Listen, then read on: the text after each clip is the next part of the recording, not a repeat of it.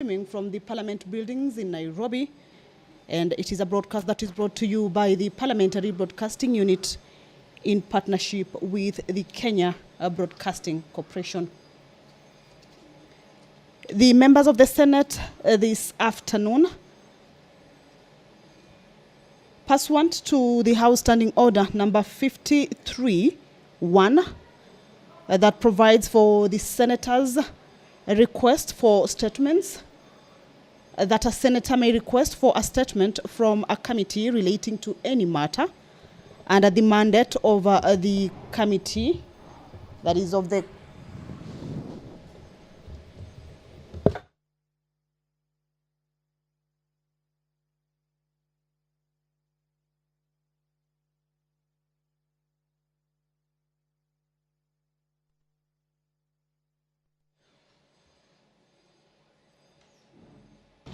Apologies for that hitch. And pursuant to the House Standing Order number 53 that provides for senators' request for statements, indicate that a senator may request for a statement from a committee relating to any matter under the mandate of the committee, that is of a county-wide, inter-county, national and regional or international concern.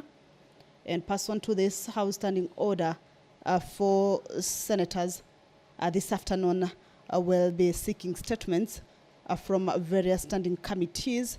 The Senator for Kakamega County, Honorable Dr. Boni Halwale, will be seeking a statement from the Standing Committee on National Security, Defense and Foreign Relations regarding police harassment of tuk-tuk and border operators in Kakamega Town. The Honorable Senator for Taita Taveta County, Senator Jonas Mwaruma, will be seeking a statement from the Standing Committee on Devolution and Intergovernmental Relations regarding the status of development projects in Taita Taveta County. The Senator for Machakos County, Honorable Agnes Kavindu, will also be seeking a statement from the Standing Committee on Education regarding safety and hygiene measures put in place ahead of the reopening of schools and other learning institutions in the country. Also, the Senator for Embu County, Honorable Alexander Mundigi, will also be seeking a statement from the Standing Committee on Energy regarding the conversion of the 7 Forks hydroelectric power dams in Embu County from single-use to multi-purpose dams. These are 4 statements that senators will be seeking from the standing committees as indicated here. Remember, this is pursuant to the House Standing Order number 53(1), where a senator may request for a statement relating to any matter under the mandate of the committee, that is county-wide, inter-county, national, regional, and international concern. This afternoon, also, members of the Senate will be considering 3 bills whose debate at the second stage already took place extensively, and the second reading stage was concluded.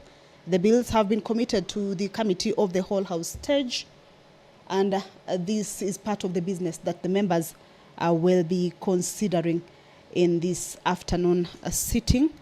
The Conflict of Interest Bill, a bill that is originating from the National Assembly Bill, Bill number 12 of 2023, that is co-sponsored by the Senate Majority Leader, Honorable Aaron Cheriot, is part of the 3 bills.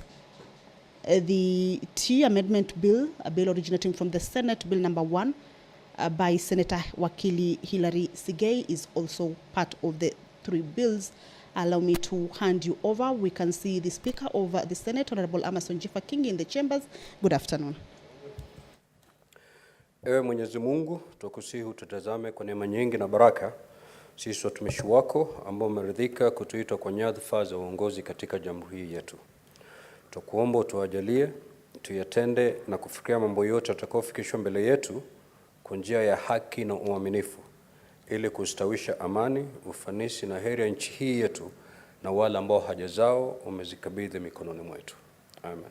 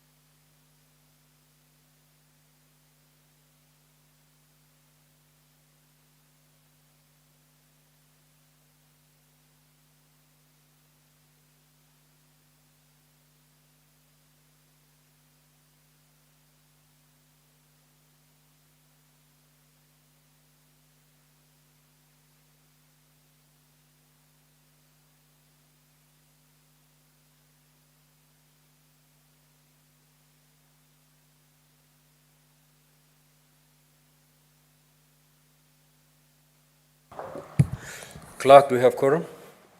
Sergeant at Arms, kindly ring the quorum bell for 10 minutes.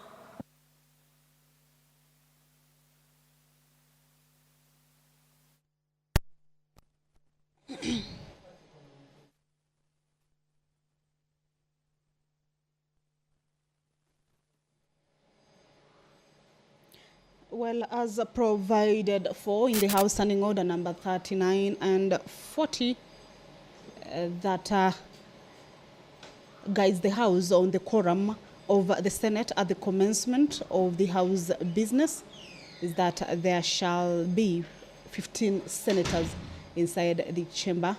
But as you can see on your screens, is that that number has not yet been achieved. And what is currently underway is a 10-minute quorum bell. This is as provided for in the Standing Order number 40, where if there is no quorum present when the chair is taken at the time appointed for a sitting of the Senate, the Speaker shall immediately after the prayer order the bell to be rung for 10 minutes. And that is exactly what we have heard from the Speaker of the Senate, Honorable Amason Jeffa Kingi, directing that the bell be rung for 10 minutes. This is, of course, to give room for the senators who are on their way to the chambers to be able to get to the chambers and enable the House achieve that required number. So what we will be seeing now until the end of that bell is that members will be walking in. Remember, at this point, the clerk and the sergeant at arms are keeping tabs with the members getting into the chamber. Once that number is achieved, then the Speaker will call the House to order, and the business will, without further delay, begin. This afternoon, back to the business, as indicated in the order paper for the senators, is that 3 bills, as I had indicated earlier, is that have been committed to the committee of the whole to be considered. Remember, this is the stage where bills that were dealt with and concluded on at the second reading stage are committed to, and this is the point where if there were any amendments that members will be wishing to give to any of the bills or amendments that have been proposed in those bills, then this is the point that those amendments are usually considered. And these bills include the Conflict of Interest Bill. This is a bill that is originating from the National Assembly and co-sponsored by the Senate Majority Leader, Honorable Aaron Cheriot. This is a bill that seeks to provide for the management of conflict of interest in the discharge of official duties. This bill defines situations that amount to conflict of interest and imposes obligations on public officers to avoid situations that would result in conflict of interest. It also prohibits public officers from engaging in activities that would cause conflict between private interests and public interest or official duty. The bill also provides for compliance measures, and it also sets out the steps that a public officer should take in situations where the public officer's private interests conflict or are likely to conflict with public interest and official duty. These steps, just to mention a few, include the recusal, declaration of income, assets, and liabilities by the public officers, and divestiture. If you are just joining us, is that currently is a quorum bell underway.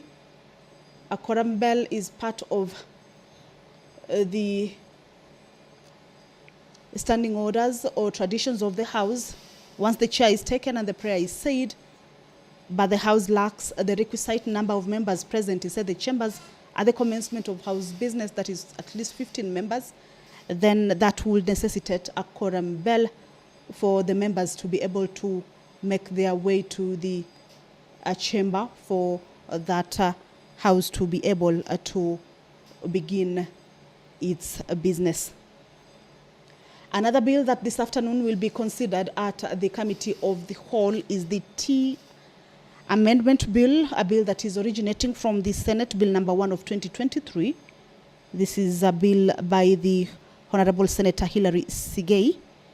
And the object of this bill is to amend certain provisions in the Tea Act 2020 in order to protect the tea growers' proceeds from mismanagement by factories. The bill also aims to incentivize value addition of tea by exempting value-added tea from payment of the tea levy. The bill further seeks to liberalize the tea industry, and this will be done through direct sales to tea overseas. Remember, agriculture plays a vital role in the economy of most county governments, and this is a bill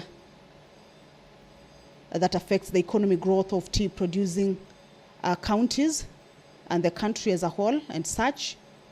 This is a bill that concerns the county governments. This is a bill that will also be considered at the Committee of the Whole House stage this afternoon, having concluded the debate at the second reading stage. Amendments to this particular bill will be considered at this point, where the amendments to any bill that has been debated in the House are usually considered. The third bill that the senators will this afternoon be considering at the Committee of the Whole House is the Gambling Control Bill. This is a bill that is originating from the National Assembly, and at the Senate is co-sponsored by the Senate Majority Leader. That is the Embu Senator walking in, Honorable Mundigi. Remember, this is a bill that alerts the members, or maybe within the precincts of Parliament, but yet to make their way to the chambers, to be able to do just that, to enable the House achieve the required number as per the House Standing Order. Remember, it's a House that abides by the rules, and therefore that particular order has to be adhered to. So the House, once it achieves that required number, the Sergeant at Arms and the Clerk will alert the Speaker for the House to be called to order for the commencement of the House business. The Gambling Control Bill, Bills number 70 of 2023, a bill originating from the National Assembly, that will be considered at the Committee of the Whole House stage this afternoon. It is a bill that seeks to provide for the regulation of betting, casinos, and other forms of gambling authorization of prize competitions and public lotteries for the establishment of the Gambling Regulatory Authority of Kenya for the imposition of tax on betting and other forms of gambling. So these are bills that debate on them were concluded at the second reading stage, and this afternoon, if there were any amendments that had been proposed by the members, then they will be considered at this particular stage.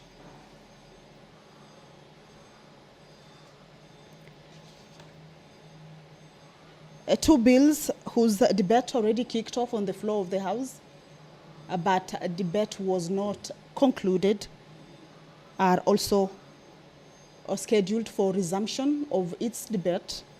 The Maternal, Newborn and Child Health Bill, a bill originating from the Senate by the Honorable Senator Beatrice Ogola, is one of the bills that this afternoon debate on it will resume. Remember that interruption of that debate was, or rather happened on the Wednesday of 8th of May, the year 2024, in the afternoon sitting. I'm informed we do have quorum now, so we'll proceed today's business. Clerk, proceed to call the first order, please. Order number 1, administration of oath. Order number 2, communication from the chair. Order number 3, messages. Order number 4, petitions.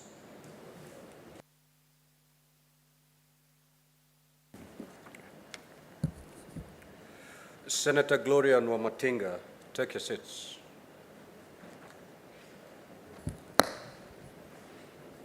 Honorable Senators, pursuant to Standing Order 232(1)B, I hereby present a petition that has been submitted through the clerk by Mr. Japheth J. Makoha on behalf of TRIPU, the Impact Community-Based Organization, regarding amendment to Section 32(3) of the County Governments Act.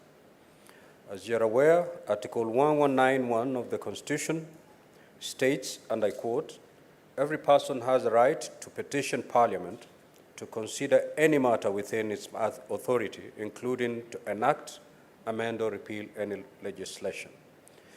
The salient issues raised in the petition are as follows. 1, that Section 32(3) of the County Governments Act states that the governor may assign the deputy governor any other responsibility or portfolio as a member of the county executive committee. That this provision of the law gives the governors the discretion to assign or not assign deputy governors a portfolio within the county executive. The numerous disagreements have existed between many county governors and the deputies, which can be attributed to this provision in the Act. Thus, some first-time county governors have allegedly expressed fear that assigning the deputies some portfolios may render the governors ineffective and unpopular, especially where the deputies display better performance in governance, leadership, and service delivery.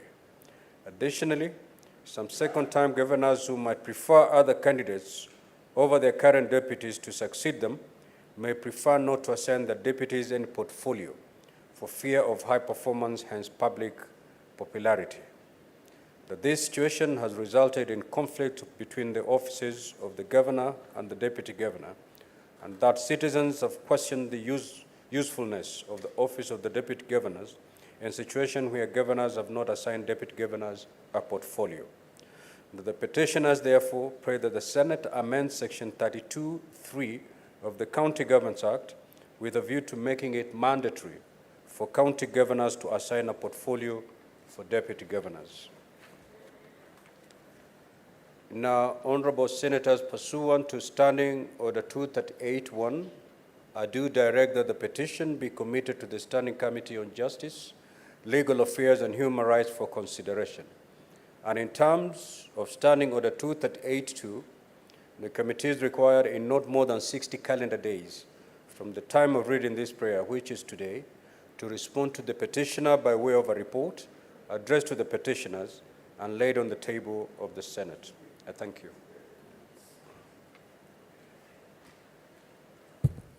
Next order.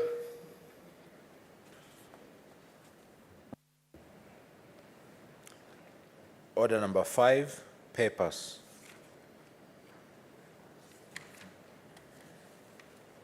The Senate Majority Leader.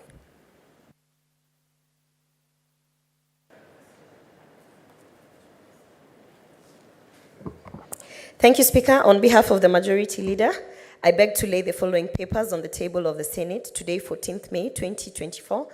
Reports of the Auditor General on financial statements of the following for the year ended 30th June 2023. 1. Nairobi City County Government Revenue Fund. 2. Nairobi City County Government Receiver of Revenue. 3. Gatundu Water and Sanitation Company Limited. 4.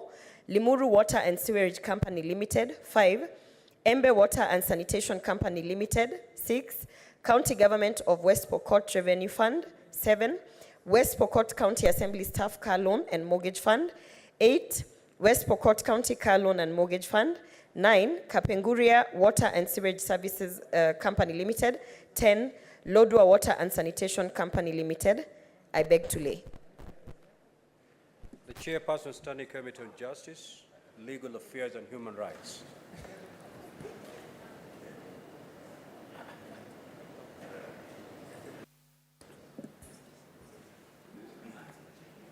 That report is dropped. Next order, clerk.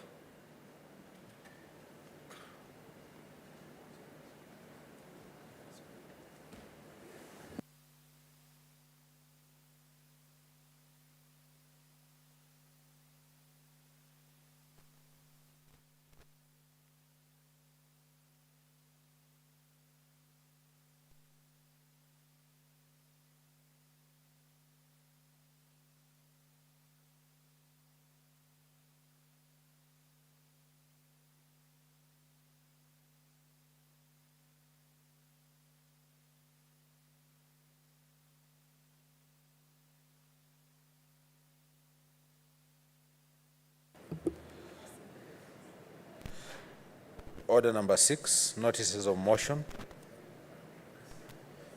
Order number 7, questions and statements. Statement pursuant to Standing Order 53-1, the Honorable Senator for Kakamega County, Senator Boni. Thank you, Mr. Speaker. Mr. Speaker, sir, I rise pursuant to Standing Order number 53-1 to seek a statement from the Standing Committee on National Security, Defense and Foreign Affairs on harassment of tuk-tuk and boda-boda operators by the police in Kakamega town. In the statement, the committee should, 1, explain the procedures for the arrest, detention, booking, and arraignment of all persons, particularly tuk-tuk and boda-boda operators who have been found to violate the law. 2, state any measures put in place by the State Department for Internal Security and National Administration to safeguard the operators from harassment, including unlawful and undocumented arrests and detention by the police and county marshals, alias county askaris. 3, provide data on all arrests and detentions of the tuk-tuk and boda-boda operators made by police officers and county marshals in Kakamega town from the year 2023 to date, providing reasons for those arrests and detentions. 4, indicate when the county government of Kakamega plans to designate pick-up and drop-off points, as well as parking zones for tuk-tuk and boda-boda operators, as the absence of such zones has exposed them to unwanted and unwarranted harassment. And finally, Mr. Speaker, explain the rationale behind the ban on the operation of tuk-tuk and boda-boda operators past 6 o'clock in the evening, yet that is the considered peak hour. Thank you, Mr. Speaker. The Senator for Taita Taveta County, Senator Maruma. That statement is dropped. The Senator for Machakos County, Senator Agnes Kavindu.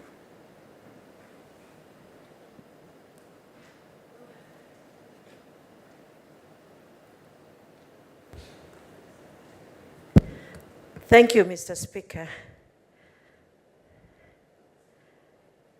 Request for a statement on the safety measures in place on reopening of learners.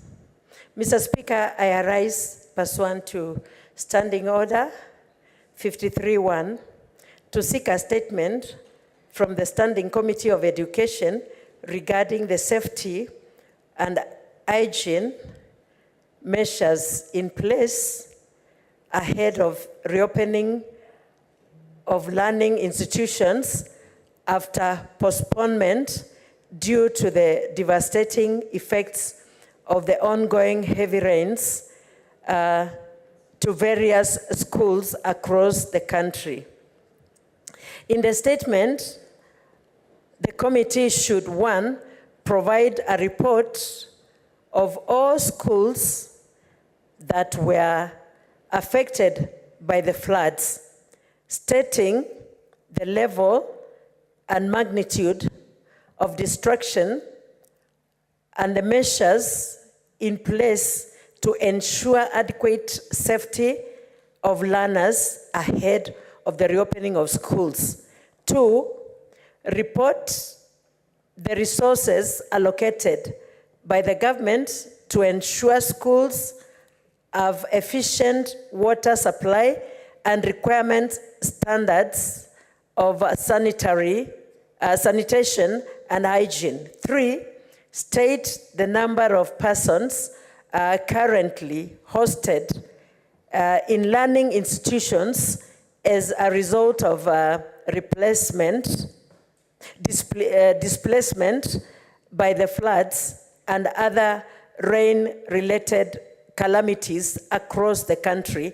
And 4, cause a review and improvement of current measures and guidelines to mitigate the effects of floods and learning institutions, including early warning system mechanism in the prevent future interruptions of the learning in schools by floods. Senator Agnes Kavindu, Senator Machakos County. Thank you, Mr. Speaker.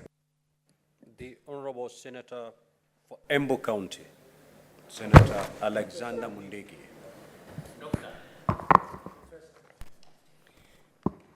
Request for statement on the conversation of the 7 Forks hydroelectric dams in Embu County from single-use to multi-use dams.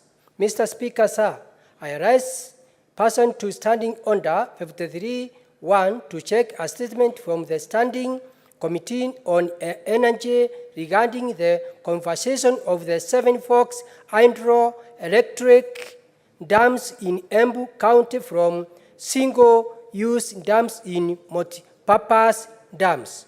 In the statement, the committee should, 1, explain the rationale for the continued under-exploitation of the full potential of Masinga, Gitaru, Kamburu, Kindaruma, and Kiambere dams solely designed for the production of electricity, stating why they have not been converted into multi-use dams to provide water for irrigation and household use within Embu County.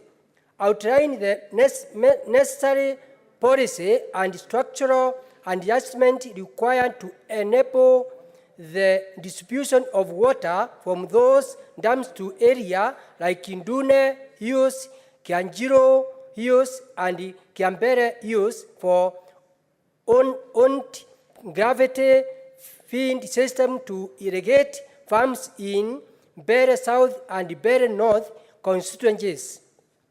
3, state why the State Department for Energy has never considered the impact of converting hydroelectric dams into multipurpose dams in transforming other sectors of the economy, such as hydro, tourism, horticulture, miraa, cultivation, crops, and fruit farming in addition to electricity generation. And 4, explain the socio-economic advantage versus the cost of repurposing the 7 Forks hydroelectric dams into multipurpose water reservoirs. Senator Alexander Munyimundigi, Embu County. Chair Jailak, having explained your absence to the satisfaction of the chair, I vacate my earlier orders and allow you to proceed to table your paper. Proceed. Thank you very much, Mr. Speaker, and I indeed want to appreciate you for understanding the predicament that I was in, leading to your earlier decision. And I want to once again appreciate you. And Honorable Speaker, I beg to lay the following paper on the table of the Senate today, 14th May 2024, being the report of the Standing Committee on Justice, Legal Affairs and Human Rights on its consideration of the Houses of Parliament Bicameral Relations Bill, National Assembly Bill number 44 of 2023. I thank you, Mr. Speaker. Thank you, Honorable Senators. Before we proceed to the next order, or before maybe allow limited comments on the statements that have been sought, allow me to make the following communication. Senator Funyandarwa, you may do that after the session is done. Now, Honorable Senators, in the Speaker's Gallery, we have 6 students from Kisii University Students Association in Kisii County who are undertaking a one-day education visit in the Senate. Honorable Senators, in our usual tradition of receiving and welcoming visitors to Parliament, I extend a warm welcome to them, and on behalf of the Senate and my own behalf, wish them a fruitful visit. I will allow Senator Gloria under 1 minute to extend a word of welcome to the 6 students representing the association. Thank you, Speaker. Let me take this opportunity to welcome the students to the Senate. This is the upper house. I'm very happy to see you here today, and you should know that we are privileged as Kisii County. We have 3 senators in this house. Our head of delegation is Senator Nyonka, who should be coming in shortly. We also have nominated Senator Esther Okenyuri, who is also on her way here. And I want to welcome you. I hope you get to learn what we do to protect devolution and that you may come back again. Asante. Now, Honorable Senators will allow limited comments on the statements that have been sought, starting with the Honorable Maanzo. Thank you, Mr. Speaker. Mr. Speaker, I would like to make a comment on the statement of Senator Mudigi, the great senator of Embu. Mr. Speaker, when it comes to the... Just, Honorable Manzo, I will also allow, though we have already committed that petition to the relevant committee, but you may, if there's a senator wanting to make an intervention of that particular petition, yes, you may take that opportunity when I call you out. Thank you, Mr. Speaker. Mr. Speaker, while supporting Senator Mudigi, I would like to state that, you know, the dams have to be useful to the counties next to them, and also, Mr. Speaker, that the water is also to be useful to the neighborhood. Mr. Speaker, other than generation of electricity, like now that the dams are overflowing, there must be a way of making sure that, Mr. Speaker, that it controls the floods properly, and we really thank God that nothing went extra. Mr. Speaker, on the petition, it is important to note that that petition is on devolution, and devolution is very key. The request may be appropriate, but the framers of our Constitution found it that the Deputy Governor is the principal assistant to the Governor. Mr. Speaker, if you go on to force the Governor to mandatorily give an assignment as a minister to the Deputy Governor, then at times when you are a principal assistant, Mr. Speaker, then you may have also so much work while assisting the governor, so that having an extra job like be a minister for finance, as it happens one time in Machakos, it may also overwork the deputy governor. Mr. Speaker, although I agree that relationship has to be regulated further, Mr. Speaker, it's also a very tricky relationship, Mr. Speaker. When a deputy governor decides to undermine a governor, it also becomes very tricky, and there is no regulation as to that. And again, also, when a governor is fully in charge, then we have seen historically when things happen to the governor, then automatically the deputy governor ascends to power. And therefore, while we keenly look at this petition, we need to make sure that, Mr. Speaker, the committee understands why the framers of the Constitution left it the way it is. I thank you, Mr. Speaker. I support.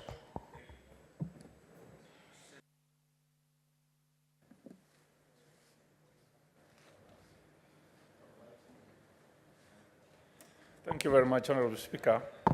I want to contribute to the statement by Senator Khalwale. Honorable Speaker, border are present throughout Africa, even beyond, Honorable Speaker. And this is a critical transport system helping people in a rural part of this country. And they are facing a lot of challenges, Honorable Speaker. Challenges from the police, challenges from criminals hijacking, abducting border operators. And Honorable Speaker, I think we need to protect this industry. This is an industry which is very, very important for this country. It has created a lot of employment and is going to create more opportunities for employment for our young people. Yes, we need to have basic traffic system implemented or observed by border operators. But you see, even the government has done some very, very important initiatives for the border operators. Motorcycles under 250 cc is zero rated. And this is helping a young man who is operating this border to be saving some money for his future living standard. Honorable Speaker, in support of Senator Khalwale's statement, I would want the government and the police in particular to understand that these people who are operating the borders are our people, are our young boys and girls. They must be given maximum respect and also be taken care of as Kenyans and as our children. Thank you very much, Honorable Speaker. Senator Sots.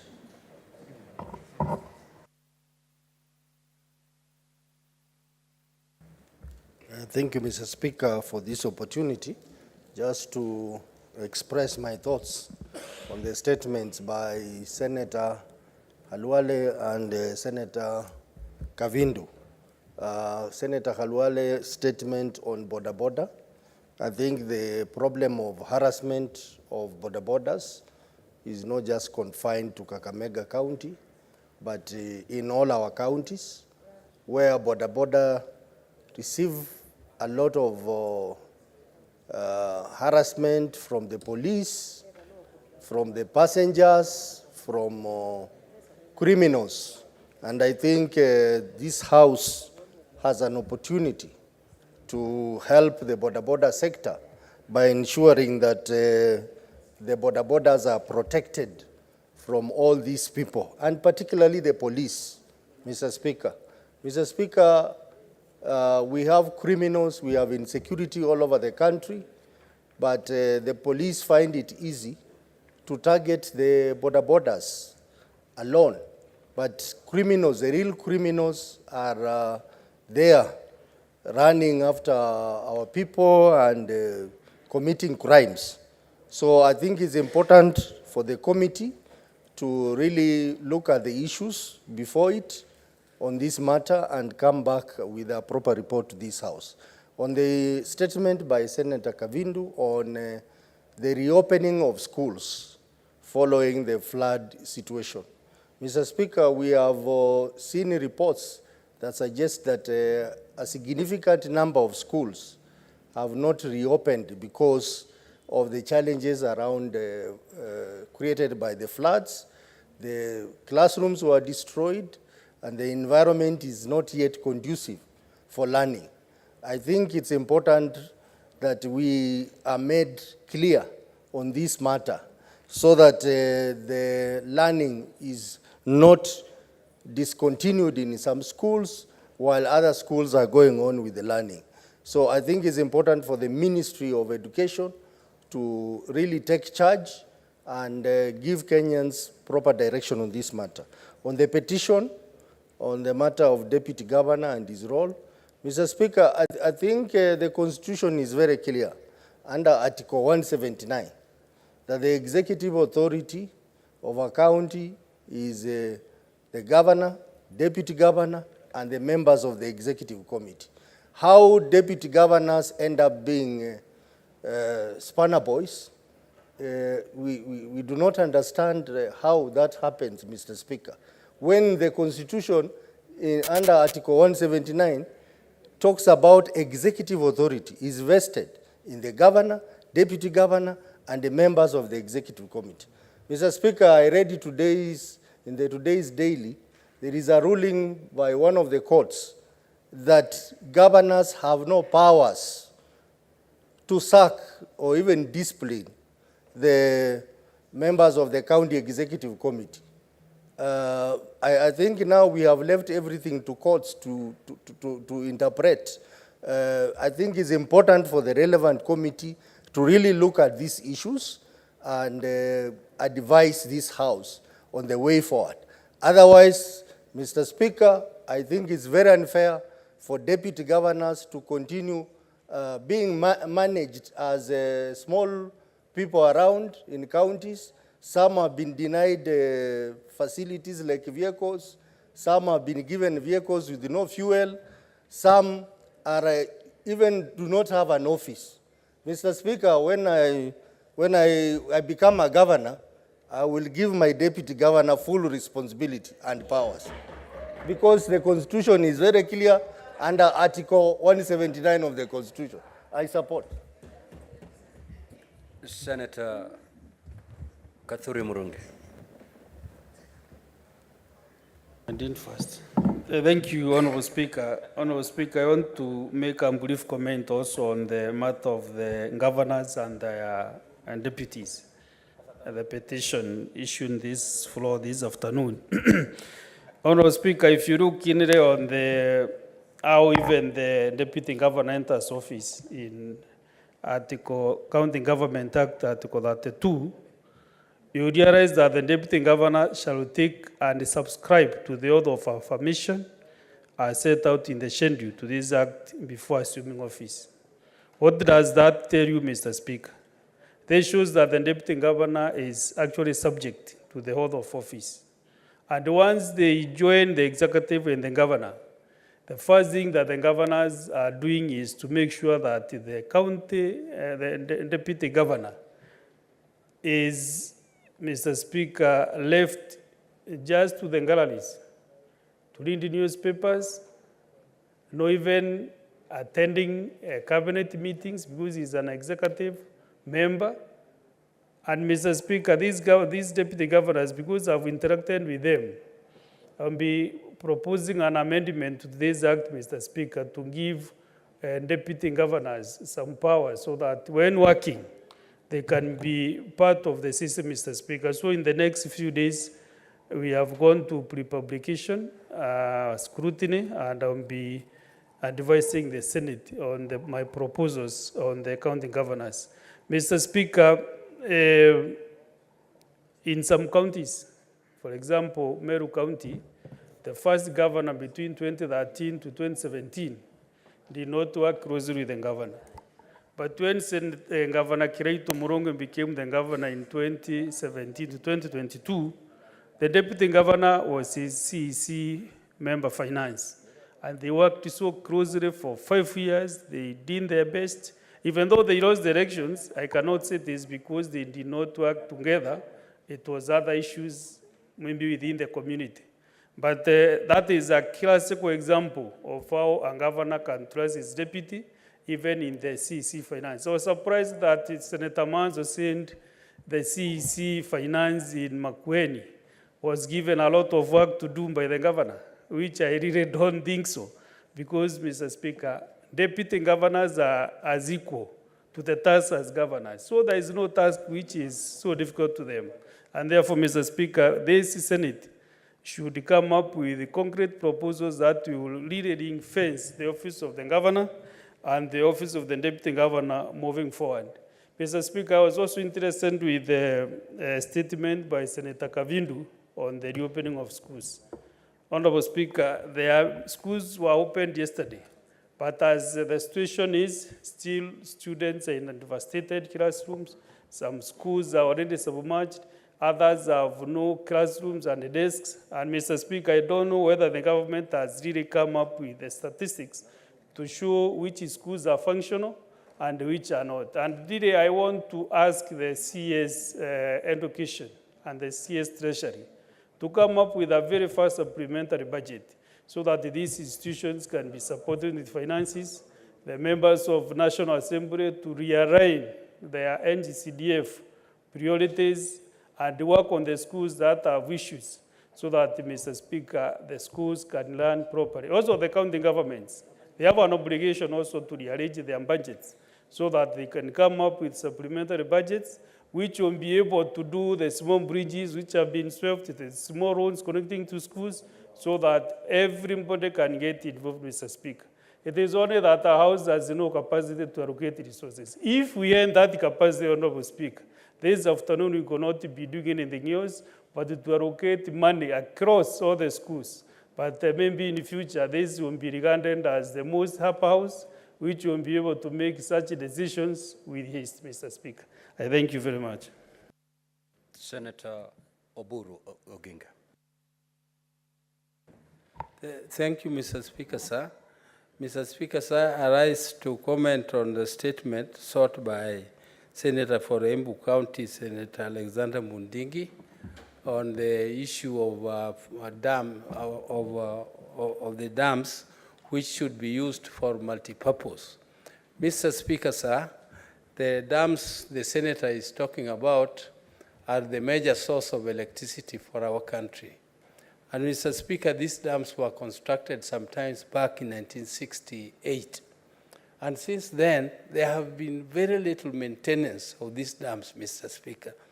Mr. Speaker, they are silting, and these dams are overflowing. They are causing a lot of damages downstream. Mr. Speaker, these dams were designed only to produce electricity, but it is understandable because of the times they were constructed, those times. Mr. Speaker, it is very sad that there are new dams which were constructed much later in the country, like the Sondumiriu Dam, which is still having the same concept as the one of these Seven Forks dams in Embu, Mr. Speaker, single purpose dams which are just producing electricity and not being used for multipurpose, for producing drinking water, for water to be used for irrigation and other purposes, Mr. Speaker. Mr. Speaker, I hope that these dams, once they are properly maintained, and the downstream dam, which is planned to be much bigger in the form of, say, the Aswan Dam, Mr. Speaker, will be constructed, and it will also be include multi-purpose use, electricity and irrigation and other purposes, Mr. Speaker. And this is a lesson to the country, Mr. Speaker. Any other dams that we are constructing in the country should now be multi-purpose. They should not just be restricted to electricity. Mr. Speaker, I hope the committee will investigate this and give us a good report in the House. Thank you, Mr. Speaker, sir. Senator Methu. Thank you very much, Honorable Speaker, for giving me an opportunity to comment on these two statements. But I want to restrict myself to commenting on the statement that has been sought by the Senator for Kakamega Senator Dr. Boni Halwale, on the arrest, detention, booking, and arraignment of 4 persons, particularly tuk-tuk and border operators. Honorable Speaker, border operators and tuk-tuk operators for a long time have been victimized as people who are engaging in a business that seems to be illicit or illegal, Honorable Speaker.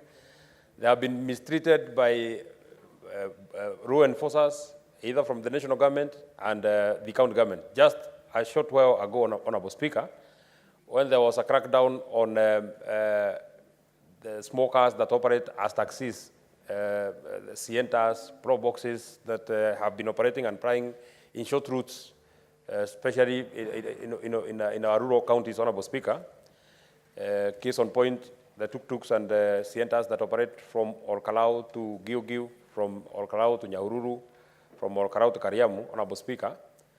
There were something that the police were hiding behind, that these people do not have licenses, these people do not have insurances, Honorable Speaker. And when we held a meeting between those operators, Honorable Speaker, and the members of the National Transport and Security and Safety Authority, NTSA, Honorable Speaker, it was evident that most of these people are compliant. So, Honorable Speaker, law enforcers must stop hiding and harassing people who are engaging in business. Being a border operator and being a tuk-tuk operator is just a job, just like that of being the Speaker of the Senate, just like that of being the Clerk of the Senate, just like that of being a Senator of this Senate, Honorable Speaker.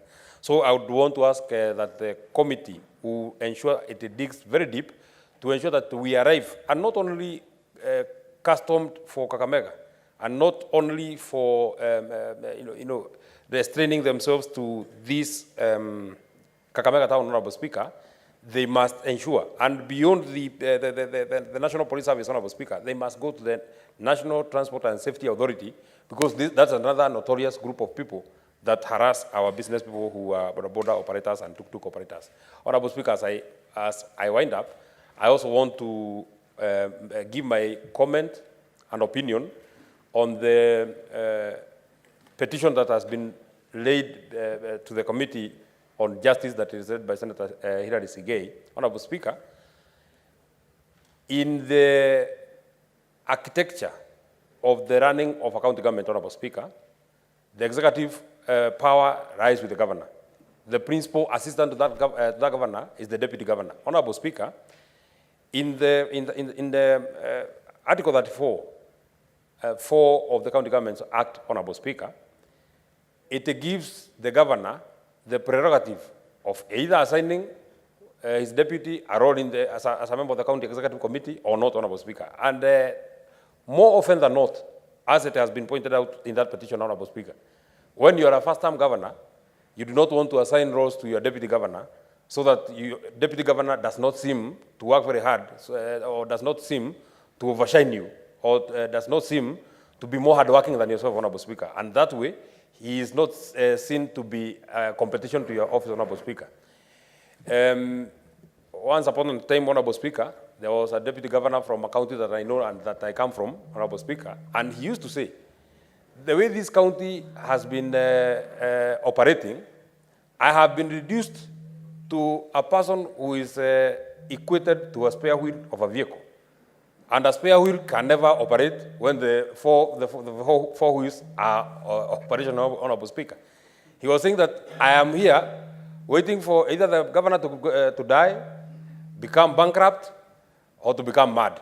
So if he will never become bankrupt, Honorable Speaker, I shall be earning a salary for not doing anything, Honorable Speaker. But then we must also be careful so that we do not assign so many roles, as it has been pointed by Senator Gitonga, Honorable Speaker, the Senator from Makueni, so many responsibilities to the deputy governor that he is not able to be the principal assistant to the governor, Honorable Speaker. But this matter must be looked into. We cannot relegate deputy governors to be flower girls and flower boys, Honorable Speaker. That they don't have anything that they are doing. You cannot be able to tell, I am a senator from Nyandarua, I cannot be able to tell what exactly the deputy governor of Nyandarua does or how he earns his salary. Because you must work to earn. If you're not working, why are you earning? We cannot then leave it to the prerogative. Because some of these marriages, Honorable Speaker, and you know, Some of these political marriages are for convenience. It is not that I looked at a certain, my deputy governor and thought that he's a person that we can work together. It is for convenience because he comes from the south, I come from the north, so if we combine our votes, we shall win. After winning, we have no formula of how we shall work for our people. So this is a matter that the JLI committee must put their best foot forward. They must think through it, Honorable Speaker, so that we are able to give justice to the deputy governors and so that we can be able to help. You saw when we are dealing with the petition on the removal of the deputy governor for Kisii, you could be able to tell that the governor and the deputy governor are not working, are not singing the same tune, Honorable Speaker. And you know, Honorable Speaker, the way these marriages are formulated, there's no route for divorce. Once you engage in a marriage, 5-year term. If you come back again, you shall have to stay with your deputy governor for another 5 years. So we must ensure that these marriages work. Whether they want or they don't want, we must ensure that these marriages work. Thank you very much, Honorable Speaker. Senator Beatrice Ogola. Thank you, Honorable Speaker. Honorable Speaker, I want to start by making a comment on the petition. Honorable Speaker, the Constitution talks about a deputy governor as a principal assistant. And a principal assistant, there is no time the Constitution to me has been ambiguous that there shall be a governor, take it to the other way, there shall be a president, there shall be a speaker, as you are here, and a deputy speaker. Honorable Speaker. It is very clear that there has to be order in management, Honorable Speaker. What creates a problem is that there are people who get into this marriage with an arrangement, illusionary arrangements, where some deputy governors think they are going to share power on a 50-50 basis. Honorable Speaker, that is never in the Constitution. So how you work comes to interpersonal and interpersonal skills, Honorable Speaker. And if a deputy governor wishes to be a governor, there's a time frame of after 5 years, you can then work towards being a governor or a president or a speaker. Honorable Speaker, once in this House, Honorable Speaker, the minority had an issue, and the Deputy Speaker of the Senate was on the chair.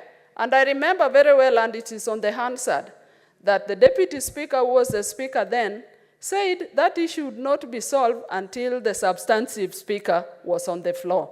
So, Honorable Speaker, that shows that there are certain duties that cannot be delegated. What is the point of order, Senator Fomero? I have never made such a ruling when I'm presenting this House, Mr. Speaker. Unless if Senator Beatrice can bring an answer and they think that I did that, then Mr. Speaker shouldn't be out of order. But also my other point of order was that we know that the marriages are made in heaven, Mr. Speaker. And this marriage between governors and the county deputy governors, what happened that marriages are seen to be made in heaven. And I've heard you quote several in the weddings in Omabi, that now weddings are not working for deputies and their governors. Here on earth. Honorable Speaker, I only emphasize the fact that the Constitution talks about a principal assistant. An assistant comes in when the principal is aside. So, Honorable Speaker, we must as a House also preserve order in management. And Honorable Speaker, I was only saying that the kind of relationship that is between a governor and a deputy, just as they began, because they made choices, and choices have consequences. Honorable Speaker, they must rely on the interpersonal and interpersonal skills. And Honorable Speaker, they must not struggle over power, but look at the services they offer to the people in the county. Honorable Speaker, I also want to comment on the statement by the Kakamega senator on the harassment of border borders and tuk-tuks in Kakamega town. Honorable Speaker, border borders, by their nature now, and because of the state of unemployment in this country, a number of them are very skilled people. Some of them graduates, a number of them from 4 leavers, and tuk-tuk as well. So, Honorable Speaker, there is need for some organization of these border borders. The police, by their training, must work with the border borders in such a way that they are able to develop them. Honorable Speaker, our counties have sectors like the cooperative docket. This can be put into use where the border borders can be grouped into associations, they can be trained, they can be registered, they can be empowered so that they are helped at the expense of being harassed, because these are people also fighting for livelihoods. But on the other hand, Honorable Speaker, we must also as a country look at the welfare of our security, of our police officers. Honorable Speaker, if you go to many of the police stations, that is not to say that they should harass the border borders or harass any Kenyan.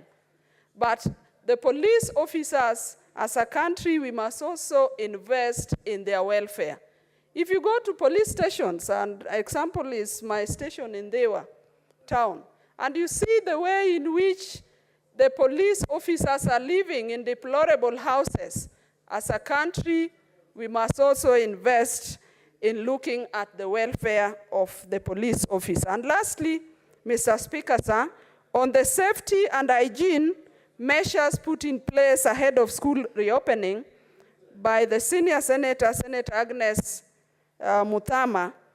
Honorable Speaker, just yesterday I watched on news and saw people in Bomet putting in place on their own a bridge because floods, this bridge had not been completed, and pupils and students have to cross from one village to the other.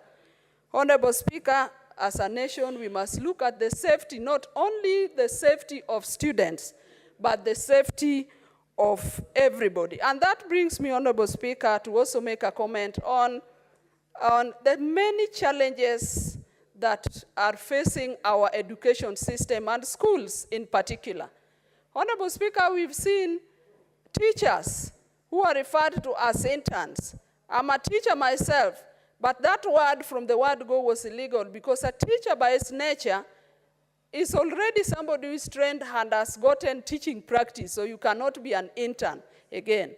Honorable Speaker, the welfare of teachers must also be taken care of, and the Teacher Service Commission must put in place a way of solving the issue of the teachers once and for all. Honorable Speaker, I support these two statements. Senator Samson Chirenge, Fanandi. Thank you, Mr. Speaker. Sir, I want just to, in quick succession, support that deputy governors, Mr. Speaker, be given opportunity or be assigned role. I think the evolution has come full circle. We know what works. And Senator Oburu remembers we were being told, let's pass the constitution to pitishe, alafu turekebishe. That was the mantra when we passed this 2010 constitution, Mr. Speaker, sir. Mr. Speaker, sir, coming from the impeachment proceeding against Governor of Siaya, William Odwal, and Governor Robert Monda of Kisii, Mr. Speaker, when you are voting for a governor, you vote for the governor and the deputy governor, even if it is out of marriage of convenience, Mr. Speaker. So whenever you go to the ballot, you vote for the governor and the deputy governor on a joint ticket, Mr. Speaker. And therefore, we cannot allow governors to earn salaries and be reading newspapers and drinking chai and mandasi at the expense of the taxpayers, yet they don't have a job description, Mr. Speaker. Why would governors be worried about the ambitions of deputy governors? Any politician who does not have ambition is not a politician, Mr. Speaker. So what I want to say, let us amend the law, let us give designation, because a deputy governor is elected as a governor, because when you vote, you don't only vote for governor, Mr. Speaker. And remember, even in Robert Monda's impeachment and William Odwal, we were touching the same threshold of impeaching a deputy governor just like a governor, Mr. Speaker. So when it comes, governors cannot have their cake and eat it. The same we treat with the threshold that we put, Mr. Speaker, we must ensure we put in place. Mr. Speaker, we have seen even other governors have gone ahead and frustrated their deputy governors. For example, the governor of Siaya, we saw he cannot access his office. He doesn't have a vehicle, he doesn't have fuel, he doesn't have any allocation of resources, Mr. Speaker. Is that how we want to ensure that we put in place, Mr. Speaker? Mr. Speaker, what is your point of order, on Senator the issue of Oburu? Mr. Speaker, sir, Standing Order 105, can he substantiate the fact that the deputy governor does not have a vehicle, does not have a location, does not have fuel, does not, Mr. Speaker, those are very wild allegations which should not be left to go without any substantiation. Senator Fernandez, proceed to substantiate, failure to which you apologize and withdraw. Mr. Speaker, can I be given up to tomorrow afternoon to provide Very well. further substantiation? Thank you, Mr. Speaker. Mr. Speaker, on the issue of floods and reopening of schools, I'm aware there are a number of schools of around 70 plus that are yet to be opened because of security and floods. Mr. Speaker, I heard the president has said 1 billion has been allocated to rehabilitation through CDF. I want to request the Ministry of Education to fast track the issue of capitation to most of their schools, Mr. Speaker. And even to ask public health sanitation officers to be on high alert. Let public health sanitation officers, Mr. Speaker, please visit the schools, Mr. Speaker, because some of these schools, Mr. Speaker, a number of them, Mr. Speaker, some of the toilets, the classroom are not habitable for human beings. So I want to ask the public health sanitation to ensure they check on the issue of floods across the country, Mr. Speaker. I think a very important point, even as we try and reopen schools, let us not reopen schools as a ritual. Let us open schools when it is ready. We have in Baringo a challenge of insecurity, Mr. Speaker. We have most of the schools that they have lost infrastructure. Let capitation be released, Mr. Speaker. And in that, Mr. Speaker, you saw the junior secondary schools in towns were demonstrating in town yesterday because, Mr. Speaker, out of 46, the government has committed in hiring 23,000, Mr. Speaker. I want to ask the JSS interns to be patient. The government insists of the matter. We are going to hire 23,000 in the first batch, Mr. Speaker. I hope what we need to do, and I saw the contempt that the National Assembly was treating our division of revenue to 415 billion, they should be giving more money to hire the entire 46,000 teachers under JSS program, Mr. Speaker. And as a Senate, Mr. Speaker, we shall not be cowed or intimidated by the National Assembly. You cannot throw away the baby plus the bathwater, Mr. Speaker. The fact that there is larceny, plundering, corruption, ineffectiveness, inefficiency, ineptitude in county governments does not justify us, Mr. Speaker, to deny them resources, Mr. Speaker. So on the issue of interns, I request, I'm aware we are supposed to hire 23,000. Let 46,000 be hired, Mr. Speaker. That fourth point, and it is good that a number of members of Energy Committee is on the issue of Kindaruma of being used multipurpose, Mr. Speaker. Mr. Speaker, we are having a lot of water. What is the Water Harvesting Authority doing? I saw in Makueni, all dams, water pans are full. But the Water Harvesting Authority are not telling us about the safety of those dams, Mr. Speaker. Mr. Speaker, yours truly, I was the chair who investigated the Solai Dam strategy.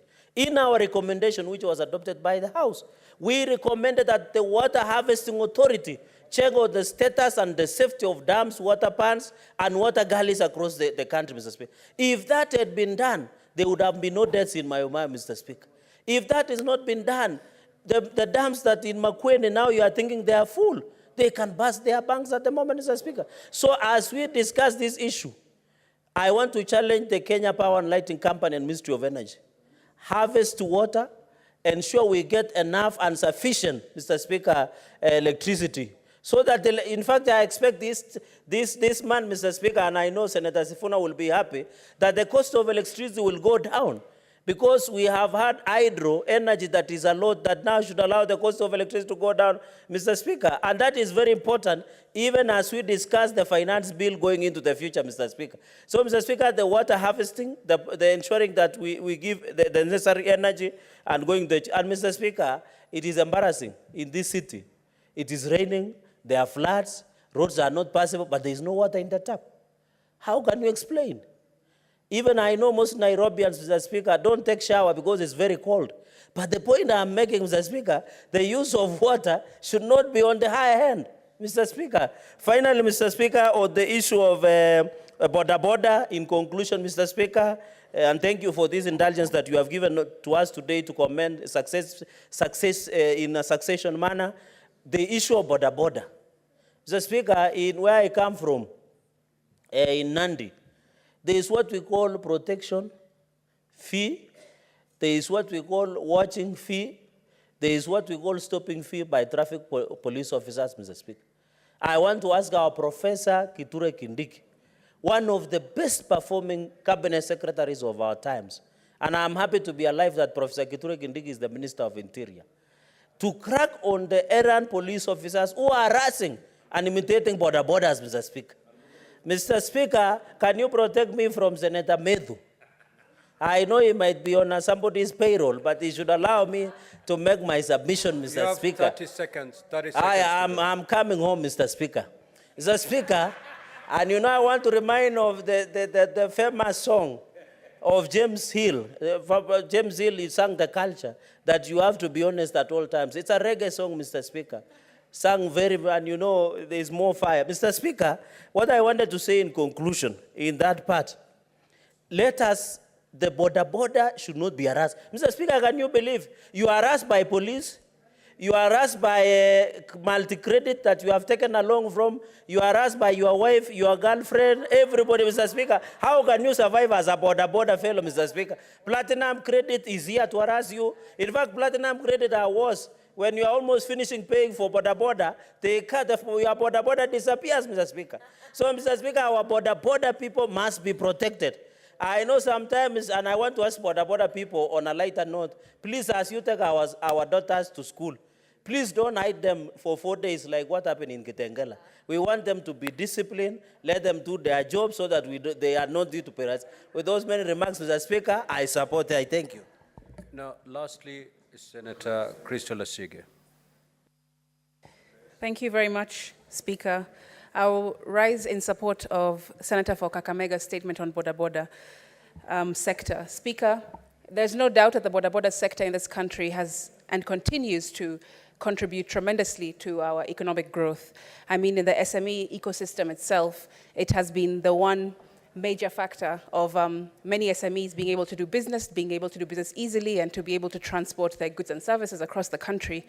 Also, Mr. Speaker, the border industry has created employment for young people and also created employment for those who perhaps had other plans with their careers but have found themselves needing to get creative on ways of income.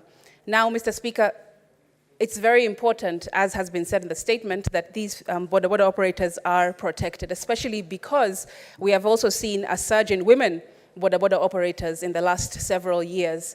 Them taking up borders, them buying them, operating them, and working, day and night as well in order to better their own lives as women border operators. So it's extremely important that they be protected by our security services.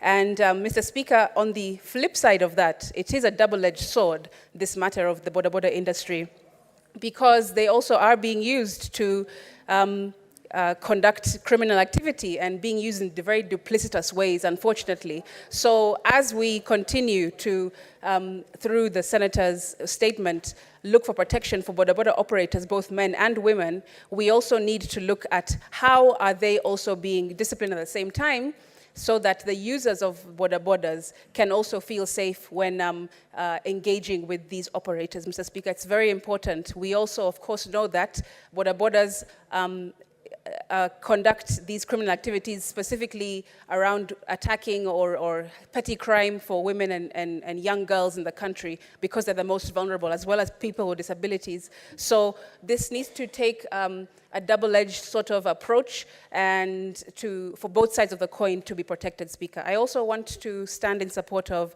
the statement by Senator for Machakos County. Mr. Speaker, wash facilities already in this country, in many parts of the country, are substandard. Sometimes it's not even available at all in many of our schools, especially in the rural areas, Speaker. And right now, I've had many reports since the flooding has started and throughout the flooding, and even today, whereby special needs schools and schools with children with disabilities have no wash facilities because of this particular flooding that we've seen in the country. And of course, we have seen as well in special needs schools and kids and learners with disabilities who are in different institutions, learning institutions across the country, also suffer because the floods have taken all of their assistive devices. They have washed away things like laptops and assistive devices like Braille machines, Mr. Speaker, Braille paper. Mr. Speaker, Braille paper costs about 2,000 to 4,000 shillings, while a school book can cost 20 to 50 to 100 shillings. And those have been completely destroyed by the floods. Also, Mr. Speaker, Braillers cost around 200,000 shillings for a child with visual impairment to be able to write in school, when a pen or a pencil costs 5 to 10 shillings. So you see the cost that kids and learners with disabilities are having to pay because of the floods are exponentially higher than non-disabled learning institutions. Although all of them, of course, are very important to look into, I would hope that the Senator for Machakos would dig deeper into how the floods have cost the learning institutions that hold or school children with disabilities in the country, because it's a really big effect and no one is talking about them. Mr. Speaker, there's no point of donor companies, partners from across the world. Even right now, there is a conference called the Inclusive Africa Conference that is talking about assistive technologies and devices for PWDs across the country.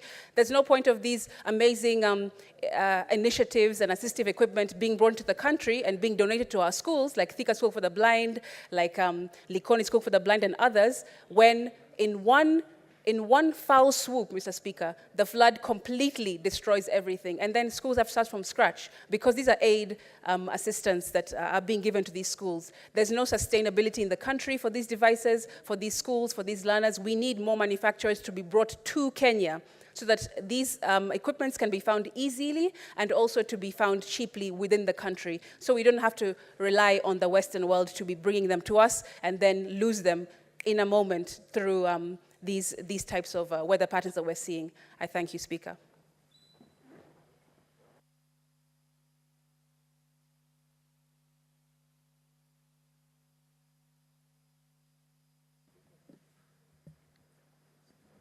Okay, I will allow Senator Abbas, being the chair of the Devolution Committee, mainly to comment on the petition, and then I will allow Senator Sifuna to conclude it from there. Thank you, Honorable Speaker, for the consideration. Honorable Speaker, I want to talk about the deputy governors. As you're aware, at the time people are going for elections, governors don't move alone. And it is constitutional for a governor to have a deputy. Without a deputy, then the governor is not going to be considered for elections.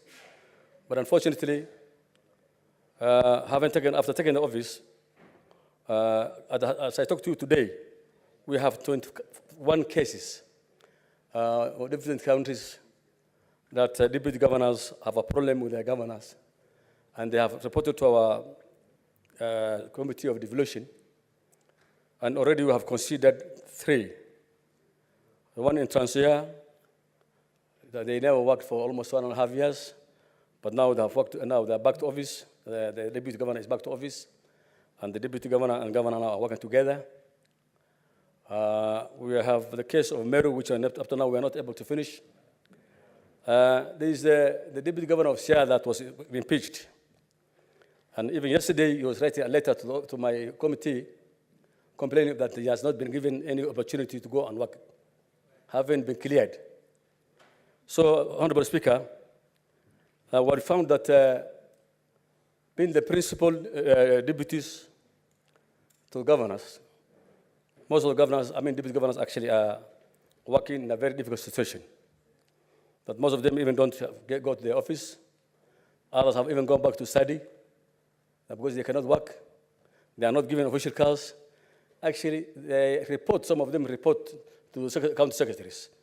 And the CACs have even more powers than the deputy governor, who is the principal person to the governor.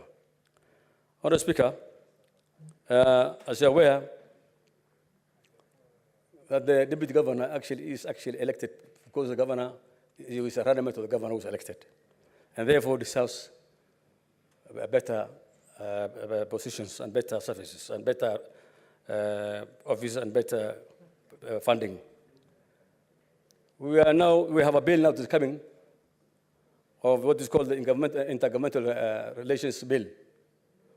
And the Deputy Governors Committees came to me yesterday, and we said we'll look into it. They read a memoranda, so at least we can be able to consider the issues in that bill.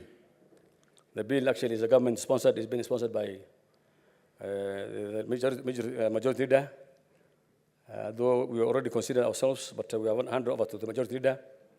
And therefore, I think the process of now putting the grievances and the problems of the deputy governors is already taken care of, will be taken care of in that bill. And one other thing about Honourable Speaker is that, we have also a deputy president in this country. The deputy president actually is the principal deputy of the president. And he has own responsibilities. He has been given at executive order by the president. He's already running several functions. He's actually in charge of devolution. He's in charge, he's the chair of the IPAC. I think even the deputy governors should be given responsibility equally, so that at least they can be able to function and work with the governors, and so that they can be able to deliver. With those few information, I wish to support the petition. Thank you. Senator Sifuna. Honourable Speaker, thank you for your indulgence. Mr. Speaker, the statement sought by the Senator for Taita Taveta County, the Honourable Jonas Mwaruma, could not have come at a better time. And I'm really hoping that the Committee on Devolution of this House... Now, Senator Sifuna. Yes. That statement was actually dropped. Oh, but allow me to say one thing, Honourable Speaker. So don't comment on it. Yes, because I caught the tail end of the submissions by my colleague from Nandi on some of the unfortunate pronouncements we had from the National Assembly yesterday regarding the decision by this House to award 415 million shillings to county governments. Honourable Speaker, I think there are things that we as a House have to make very clear. Number one, when we ask for more resources to be devolved to county governments, it's not to take away from the CDF or the National Affirmative Action Fund in the National Assembly. I think what some honourable members in the National Assembly were trying to do is to poison the mind of Kenyans that, in fact, we're going to raise those funds in order to raise the 24 billion extra that this House passed for county governments. Number two, Honourable Speaker, I want the National Assembly also to address itself to the question of whether there is corruption, mismanagement, and misuse of resources in the national government, so that when they stand up and castigate county governments and say, oh, all these people travel with their girlfriends, it's not as if officers in the national government do not have girlfriends that they travel with. Mr. Speaker, if we are going to have a conversation, I think that conversation has to be an objective conversation. Mr. Speaker, finally, there has to be also a time that in this country, we demonstrate to each individual county how the money that has been allocated to the national government is spread across the 47 counties. Because there is inordinate focus, Mr. Speaker, on the money that is sent to counties from this particular House, and it represents less than 10% of the budget. Mr. Speaker, every time you ask, why are roads not being built in Nairobi? Mr. Speaker, in Nairobi alone, we have 50 stalled road projects. When you ask, you say, oh, but Nairobi received 20 billion shillings. Mr. Speaker, an analysis was done of the distribution of resources at the national level from the Kenya Rural Roads Authority and from Kenya. Mr. Speaker, and by illustration, this was an analysis of the constituencies' allocation from Kera and Kura in Kiambu County. And we will not be surprised that the person who was castigating Senate yesterday, the Honorable Kimani Ichung'wah, the Member of Parliament for Kikuyu, Mr. Speaker, out of the money that is allocated, 350 million shillings allocated to Kiambu County and Akura, 220 million shillings has somehow found its way to Kikuyu constituency, from where this Member of Parliament comes from. Mr. Speaker, 94% of the money under Kera is utilized in Kikuyu constituency alone, 1.45 billion shillings, Mr. Speaker. And if you ask Honorable Ichung'wah to add money to the counties, Nairobi alone, Mr. Speaker, the bill for electricity that is owed to Kenya Power is 1.5 billion shillings, Mr. Speaker. So that the money that Ichung'wah receives is enough to pay our electricity bills here. Senator Gloria, what is your point of order? Thank you, Mr. Speaker. I am aware we are discussing county issues, but Mr. Speaker, we still have to be guided by our standing orders. And they are very clear about discussing any other member of, a member of parliament, either from the Senate, Mr. Speaker, or from here. And imputing improper motive, Mr. Speaker. Mr. Speaker, and I understand, Mr. Speaker, allow me. Honorable, order, allow Senator me. Faki, order. Mr. Proceed. Speaker, protect me. I'm just saying, I understand that we are trying to highlight on the issues of devolution, Mr. Speaker. But can the Honorable Senator of Nairobi try and make his point without discussing another member of parliament who is actually not in the House, Mr. Speaker? That is my point of order. Senator Gloria, which standing order has been violated? Mr. Speaker, on, I think it's 98, Mr. Speaker. Mr. Speaker, just allow me, because I know that this is how we are used to sitting me down. There is even content 101, Mr. Speaker, contents of speech. If you go to 101.3, it shall be out of order to use offensive or insulting language, whether in respect of the senators or other. Now, 4, no senator shall impute improper motive to any other senator or to a member of National Assembly, except upon a specific and substantive motion, of which at least 3 days' notice has to be given, calling in question the conduct of that senator or member of parliament. Mr. Speaker, if we want to discuss about the Honorable Member of Parliament, Kimani Ichung'wah, Mr. Speaker, Sifuna should just bring a substantive motion and we can discuss his budget of his constituency and whether he's using his money or not. Mr. Speaker, Kimani Ichung'wah is not in the House today, so let Sifuna limit his elaborations and discussions to devolution and whatever is. We're leaving out Kimani Ichung'wah from this situation. Thank you. Order, honorable senators. The Senator for Nairobi, as you make your intervention, kindly adhere to that standing order. Do not impute any improper motive on either your honorable colleague senators or a member of parliament. So kindly proceed as advised.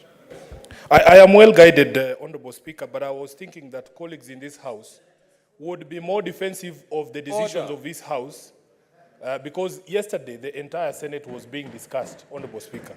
And in fact, Mr. Speaker. Order, Honorable Senator. Mr. Speaker, this is an extract of an analysis of the road allocations by those two national government entities in Kiambu County as a demonstration. Senator Gloria. Mr.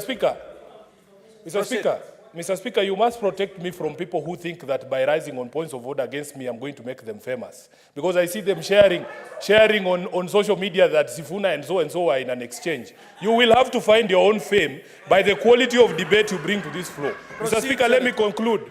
Let me conclude by saying, this, Mr. Speaker, to conclude. That the discussion about allocation of resources, about the needs of the county governments and the challenges to devolution have to be had in a sober space and with context, Mr. Speaker, because as I was explaining to you before the point of order, 1.4 billion shillings, Mr. Speaker, is the amount of money that we require as Nairobi to pay off all our debts at Kenya Power so that all these members who come to Nairobi from those rural constituencies can continue to enjoy those services that the city provides. So when people come here and castigate decisions of the Senate, Mr. Speaker, and attack devolution on the basis of malpractices here and there, yet those similar malpractices are actually present even in the national government. And I will be hoping, Speaker, as I conclude, that when this House puts together its mediation team, They will send serious senators to the mediation team who will not go there to try and defend Kimani Ichung'wah. I thank you, Mr. Speaker.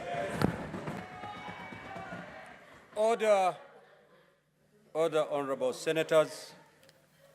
Before I ask the clerk to call the next order, I have this message to pass. Honorable senators, I wish to report to the Senate that I have, pursuant to Standing Order 46.3, received the following message from the Speaker of the National Assembly regarding the decision of the National Assembly on the Senate amendments to the Division of Revenue Bill, National Assembly Bills number 14 of 2024. The message dated Tuesday, 14th of May 2024, was received in the office of the Clerk of the Senate on the same date. Now, pursuant to Standing Order 46.4, I now report the message. Pursuant to the provisions of Standing Order 41.1 and 148B of the National Assembly Standing Orders, I hereby convey the following message from the National Assembly. Whereas on Wednesday, 20th of March 2024, the National Assembly passed the Division of Revenue Bill, National Assembly Bill number 14 of 2024, and thereafter referred the bill to the Senate for consideration in accordance with Article 110(4) of the Constitution.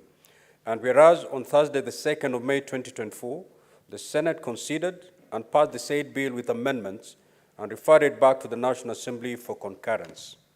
Further, whereas on Monday, 13th May of 2024, the National Assembly considered and rejected the Senate amendments to the bill, thereby committing it to a mediation committee in accordance with the provisions of Article 112(2) of the Constitution.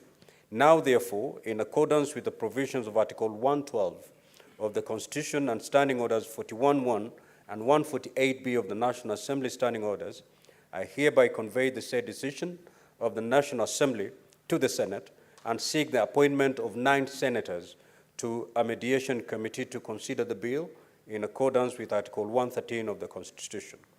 Honorable senators, consequent to the said decision, the Speaker of the National Assembly appointed the following members of the National Assembly to the mediation committee to consider the bill in accordance with Article 113 of the Constitution.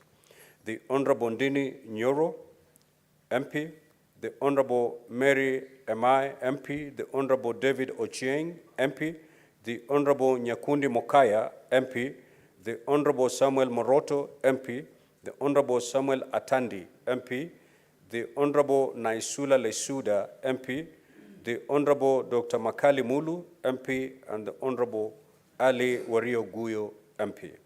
Now, Honorable Senators, pursuant to the provisions of Standing Order 166(2) of the Senate, and in consultation with the majority and minority leaders, I will, at the appropriate time, appoint senators to the mediation committee. I thank you. Next order.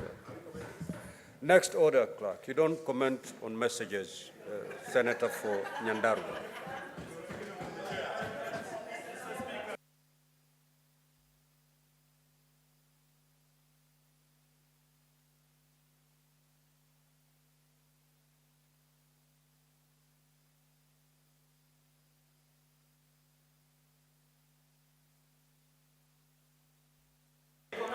Okay, honorable senators,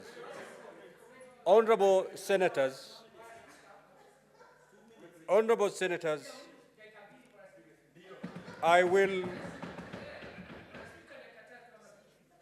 with the limited powers given to me under Standing Order 1 of the Senate Standing Orders, I will allow limited comments on that message. 3 from the majority side and 3 from the minority side. Each speaking for 3 minutes. Senator Fonandi. Let me go here so that it is captured. Mr. Speaker, thank you very much. Mr. Speaker, I want to repeat.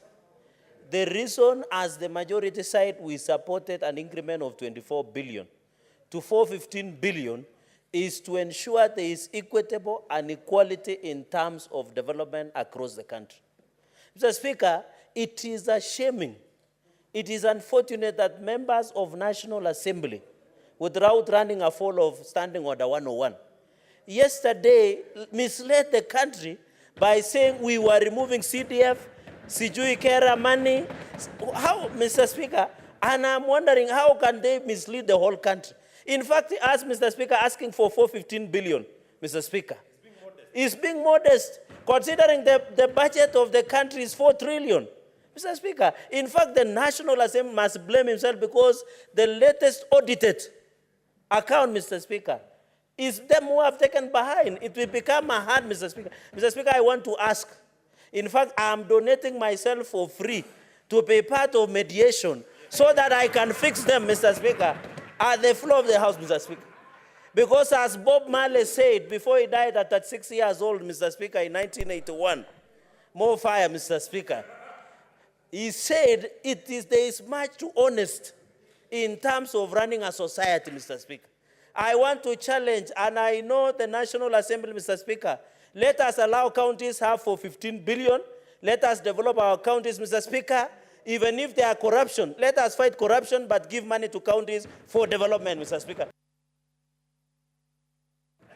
Senator Kajwang. Mr. Speaker, the nation must know that revenue is divided in Parliament.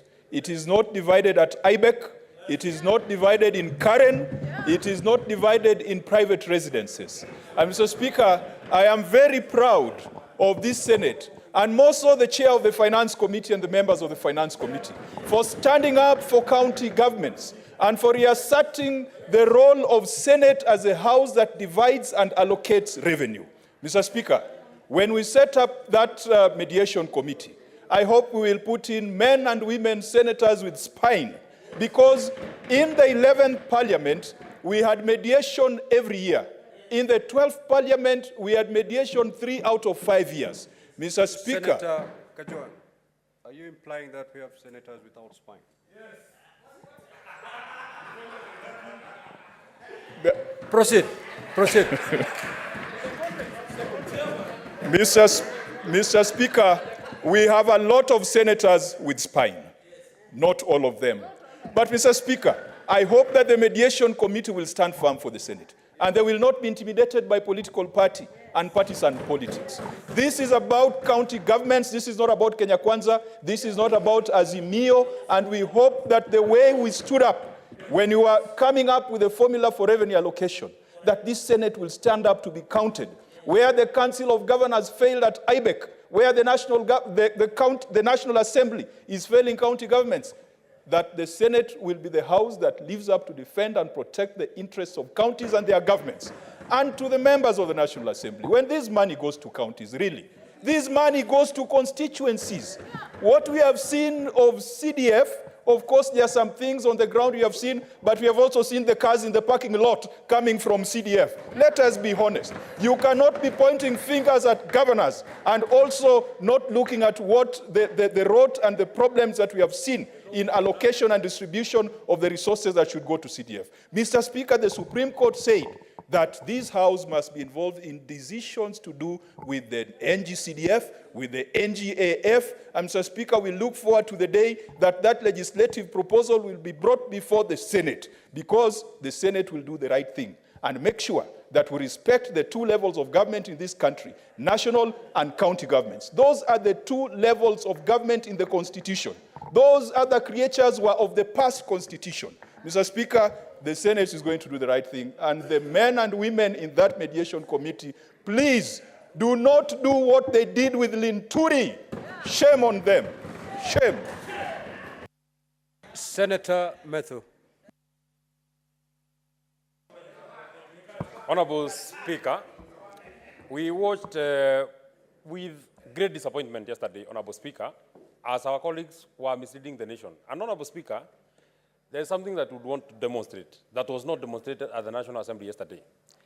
When they proposed that counties get 391 billion, how much had they gotten last year? They had gotten 385 billion, an addition of just 6 billion. What is the growth in the national budget? If the growth in the national budget is of 400 billion, how do you send 6 billion to the counties, Honorable Speaker? Honorable Speaker, we cannot purport to keep telling governors, we want you to employ more doctors, We want you to employ more nurses. We want you to employ more ECD teachers, Honorable Speaker. And Honorable Speaker, we are not sending monies there. Where do you expect these governors to work from, Honorable Speaker? Number two, Honorable Speaker, there has not and there shall never be a competition between devolution and CDF, Honorable Speaker. If anything, the courts have pronounced themselves on the position of CDF, Honorable Speaker. For CDF to be constitutional, it has to come to this House, Honorable Speaker, so that we shall also make our voice known, Honorable Speaker. This argument cannot be one-sided, Honorable Speaker. That honorable members of the National Assembly, Honorable Speaker, are the umpires and they are the judges of who is working, who is not working. Where have you gotten approval that what is working is only NGCDF and GAV, Honorable Speaker, and devolution is not working, Honorable Speaker? Honorable Speaker, Honorable Speaker, we want medicine in our hospitals, Honorable Speaker. I sit in the Public Accounts Committee, Honorable Speaker. We are saying that we want counties to improve in service delivery, Honorable Speaker. Much of the functions that we are saying should be pushed to the county governments. If we push services to the county government without resources, how are they expected to offer these services, Honorable Speaker? Finally, they say when you want to kill a dog, you give it a bad name. Now, devolution is being killed because of a malpractice here, another malpractice there, another malpractice there. Honorable Speaker, Honorable Senator Kajwang and I sit in a committee called Public Accounts Committee. We have seen governors who have gotten unqualified audit opinions, Honorable Speaker. It is to mean that devolution is working in some counties, Honorable Speaker. If governors are not working, if devolution is not working, it is in your county and you have the ability to elect a governor that is working, Honorable Speaker. We cannot kill devolution because we have a bad governor, we have a raw governor somewhere, Honorable Speaker. We cannot, Honorable Speaker, we had a member of parliament is complaining that a governor is disrupting. Your time is up, Senator Ledama Olekina. Thank you, Mr. Speaker. Mr. Speaker, it's time for us to reason, and to reason well like a house that unites the whole country. This is a time when I'm pleading to my colleagues from the other side of the aisle. Let us just not make noise today, but actually let it be actionable. This is the only opportunity we have. This is the only opportunity we have. Order. You know, I'd rather speak, I'd rather tell Senator you what Ledama. is on my mind. Senator Ledama. Order, Senator Fernandi. I don't need your assistance to bring order to this House. Mr. Speaker. Senator Ledama, you started very well. Please, there is no side or there is no honorable senator who has made any noise. Because if you made any noise, I would have thrown them out. Kindly use parliamentary language. You are doing well so far. Proceed. Mr. Speaker, you know, the time for reckoning will come. And you know, and I want to be proven wrong on that time. This is the time for us to be able to practice what we preach. Because if we come here and we say our hospitals need medicine, we forget that the Ministry of Health has the largest share of the budget, 131 billion. We are only asking for 15 billion to be sent to 47 counties. I heard yesterday a honorable member of parliament saying that money should not go to counties, should go to CDF. First of all, CDF is illegal. Being illegal, it is imperative for us to remember that our work as legislators is to make laws.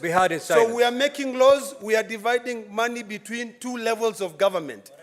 We have done the calculations, we have institutional, constitutional bodies that advises. The Commission of Revenue has given us a figure. Our Committee on Finance has settled on 415 billion. It is only logical that we go by that professional advice. So, Mr. Speaker, I want to request my colleagues that because we will select distinguished men and women who we know will fight for devolution to be able to go to that mediation committee, please do not come back here saying that you've been compromised. Do not come back here telling us that, oh, you had to give in. It's a give and take. There's no give and take. Let me tell you the hard realities. This Senate does not have money. Today, joint services, parliamentary joint services, has more money. What is this animal called joint parliamentary services? If the Senate itself does not even have money for the committees, what are we talking about here? Let us be realistic. If we do not fight for the Senate, we will go down in history as a house that failed to defend devolution. Senator Kathuri. Thank you, Honorable Speaker, also for this opportunity to give a brief comment on this matter. Mr. Speaker, yesterday, the whole country was treated in a lot of theatrics at the National Assembly. It was very shameful to misdirect the country that whatever money that you are requesting for devolution to 415 will come from NGCDF, GAV, the mechanical transfer fund. Mr. Speaker, it was very misleading, especially even from the chairman of the budget committee and the majority leader. Mr. Speaker, you know, when we request money for devolution to the counties, all our fathers, our grandmothers, our children, our brothers and sisters are domiciled in the counties. And they need services, Mr. Speaker. Mr. Speaker, looking at the list that you have just learned from the honorable members of the County Assembly, those are seasoned budget and appropriation committee members, veterans who have been there for the last 3 terms. We went to Parliament the same time with Dr. Makari Muru. When he is in that list, Mr. Speaker, I want you to match me with Dr. Makari Muru this time, so that we can be able to understand what we are talking of devolution. Actually, I'm returning to the clerk to include me in that amendation committee this time, because we must make devolution work. We are not here so that we please some governors. If counties are not working, not all of them, if they are an issue with your governor, go and sort your issues with your governor in your county. Some counties are operating smoothly, executing very good services. Mr. Speaker, this time I think we want to be bipartisan on this matter. Let us all work together on the giving more counties money. And 415 is not asking too much. Maybe next year we want to go to 450 billion, Mr. Speaker, so that also services at the counties can be seen learning, and so that we can be able to make sure that devolution works. One thing, Mr. Speaker, that I've realized with His Excellency the President, is the only sitting president who last year, by June 31st, made sure that all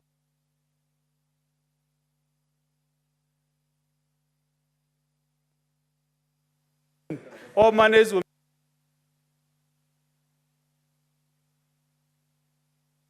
down the president.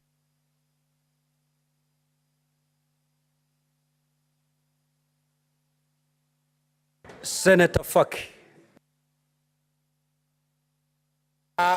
Asante Mheshimiwa Spika kwa kunipa fursa hii pia kuchangia taarifa kuhusiana na kukataliwa na Bunge la Kitaifa kwa marekebisho ya mswada wa ugavi wa pesa za kaunti. Mheshimiwa Spika, kwanza Mheshimiwa Spika, ilikuwa ni sarakasi kubwa katika Bunge la Kitaifa jana, wakati baadhi ya wabunge walikuwa wanakejeli kazi zinazofanywa na serikali za kaunti.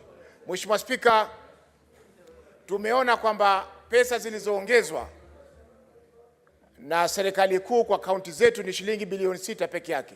Zimetoka bilioni 385 mpaka bilioni 391. Lakini tukiangalia wabunge wamejiongezea katika CDF milioni 30 kwa kila constituency. Ukifanya hesabu Mheshimiwa ya haraka haraka, unapata kwamba CDF imeongezewa bilioni 8.6. Bilioni 8.6. Mheshimiwa Spika, haiwezekani kaunti zetu zinazofanya kazi kubwa ziweze kupewa bilioni 6 wakati county constituency NGS CDF inapewa bilioni 8.5.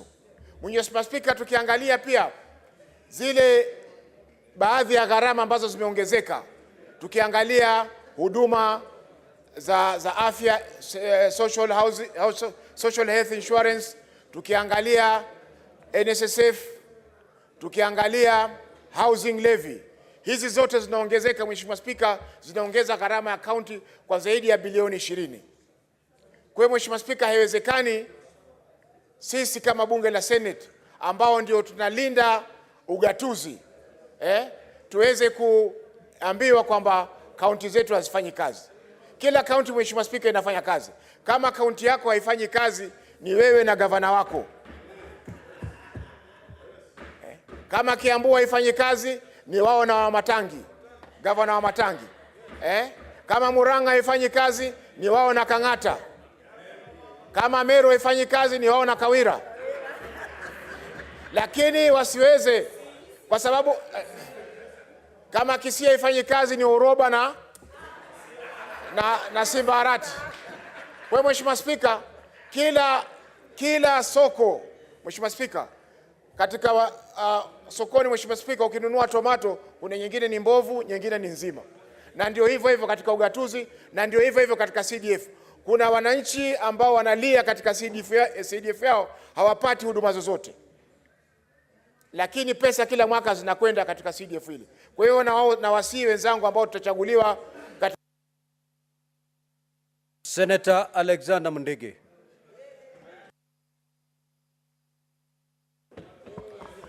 Bwana Spika, ni aibu kubwa sana kwa wajumbe. Bwana Spika, Order, Senator Mundigi, just hold it. Senator Mazayo, you've just crossed to the aisle. You have crossed. And you're not supposed to come in between the senator who is speaking and the chair.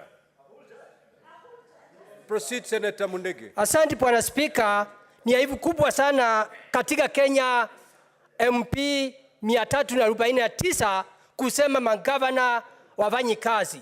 Wakati tunajua hao magavana 47 wako na maseneta wao na wanjasema wafanyi kazi. Tumesikia hata MP wengine wakisema hata MC wakipatiwa pesa ipelekwe kwa CDF. Tukasindwa, kazi yao ni kazi gani? Na wametupatia aibu. Anja ya seneta na gavana ni sisi maseneta tunafaa tujue magavana wafanya kazi ama wafanye kazi. Kwa hivyo naomba wale watu tutachagua wakienda pale kuzungumzia ukatuzi wa counties na kutetea magavana ambayo wako na shinda ya mambo ya pending bill na wage bill, wao wamejikakamua kabisa wasiweze kuletwa down na hao watu. Kwa sababu ni kitu ya aibu sana kama MP afanye kazi, afai kusema gavana afanye kazi, hiyo ni kitu ya aibu. Kwa hivyo Bwana Spika, mimi naunga mkono wale watu wataenda kutetea sisi, wewe na usunjaa, lakini watuletee pesa. Kwa sababu tunajua mwaka uliopita tuliyopatia magavana pesa haikutosha na ikafanya mpaka county haijafanya ile kazi ya ukatuzi tunataka. Mambo ya county ni mambo ya hospitali, ni mambo ya maji, ni mambo ya kusaidia watu masinani kona sote. Kwa hivyo mimi naunga mkono wale watu wataenda kutetea sisi, waende kama ni nyumba ya juu na wasiletwe down na wale ma-MP ambaye ni watu wanataka kula pesa. Wamepatiwa pesa, kila MP ako na pesa milioni 150 na pesa ya barabara kila MP milioni 50, na tujui hiyo pesa inafanya kazi gani, kwa sababu kazi yao ni ya kupeana mambo ya shule, hii hatukatai, na hiyo ingine ni ya kujengea NDC manyumba zao. Kwa hivyo ni aibu kubwa sana, ile pesa inaenda kusaidia mwananchi ambaye amelipa ushuru, halafu ndio MP anasema gavana afanyi kazi. Ni kitu ya aibu. Nataka kuambia ma-MP wote, MP hakuna yoyote anafaa kuonesha gavana Kindore angesema ni sisi maseneta tunafaa tufanye hiyo kazi. Asante, naunga mkono Bwana Senator, order, honorable senators. Senator Eddie Okech.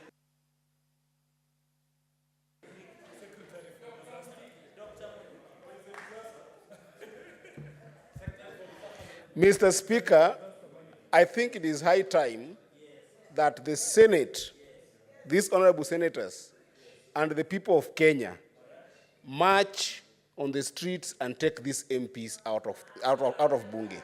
Because MPs have decided to just be selfish. They are extremely selfish because, think about it, the money we are talking about here, number one, they are misdirecting the country. The money we are talking about in division of revenue is superior to the idea of CDF. And the money we are talking about here, Mr. Speaker, has got nothing to do with CDF. The senators that you are seeing here, the people of the country should know that these senators are not selfish compared to the members of National Assembly, because the senators are fighting for money to go to the people. It's not the money that the senators are going to control. These monies are going directly to counties and to the people. But MPs are seeking to ring-fence money that they're going to control, that they're going to use for their own benefit. And number two, Mr. Speaker, the money that we proposed as Finance and Budget Committee, Mr. Speaker, in reality, it is only 13% of the money that is going to be raised in this country as projected revenue. So it's high time that MPs do understand that the money we are sending to devolution is the only money actually that goes directly to solve the basic needs of our people in the grassroots. And I hope, Mr. Speaker, that I'll be in that committee so that we help the MPs see the sense that the money we are sending to the grassroots is the money that, first of all, looks at agriculture. Number two, it is the money that looks at healthcare. It is the money that also looks at housing. It is the money that pays workers in the counties. And this money is superior and is in no way interfering with the monies for CDF or interfering with the money for CARA or interfering with any other money that MPs are selfishly ring-fencing for themselves. It is high time that we work together as members of parliament, that is the National Assembly and the Senate, to actually make devolution work. MPs should start understanding that this is the only house, the Senate, that can ensure that the issue of basic needs in the grassroots can be able to be supported. Because right now, Mr. Speaker, if you look at it, the monies that MPs keep on ring-fencing, those money do not go to the basic need of our people. They don't address the issue of bread and butter. They don't address the issue of... Senator Nyutu, the very last. Thank you, Mr. Speaker. I also join my colleagues in condemning the decision by the members of the National Assembly to deny counties the monies that we have requested for. Mr. Speaker, I want to take this opportunity to remind the members of the National Assembly that their constituencies, which they like talking so much about, exist in counties, Mr. Speaker. And that when this money is sent to counties, it is being sent for appropriation by the same people that they serve in the constituencies, Mr. Speaker. One thing that the members of the National Assembly must remember, Mr. Speaker, is that health is devolved. And they do not deal with health in their NGCDF, Mr. Speaker. They must remember that their parents at home, their brothers, and all those that are related to them, when they get sick, they go to the medical facilities that are under the counties, Mr. Speaker. And lest they forget, let them know that disease, poor health, does not choose whom to get to. At least for the sake of health, Mr. Speaker, the members of the National Assembly must give way, must give in to the request that we have made for monies to counties, Mr. Speaker. Mr. Speaker, and I think my colleague Eddie has talked about it. We are the only sober house, Mr. Speaker, in this parliament. And why do I say that? It is because the money we are fighting for is not going to come to us. We are here talking about monies that are not going to come to us. And so this is not a selfish argument, Mr. Speaker. We are speaking for Kenyans. The members of the National Assembly must know that this is money going to counties. And Mr. Speaker, I want to challenge my majority leader here. This is a matter that requires... What is the matter? Senator Nyutu. Order, Senator Nyutu. Senator Nyutu, you're totally out of order.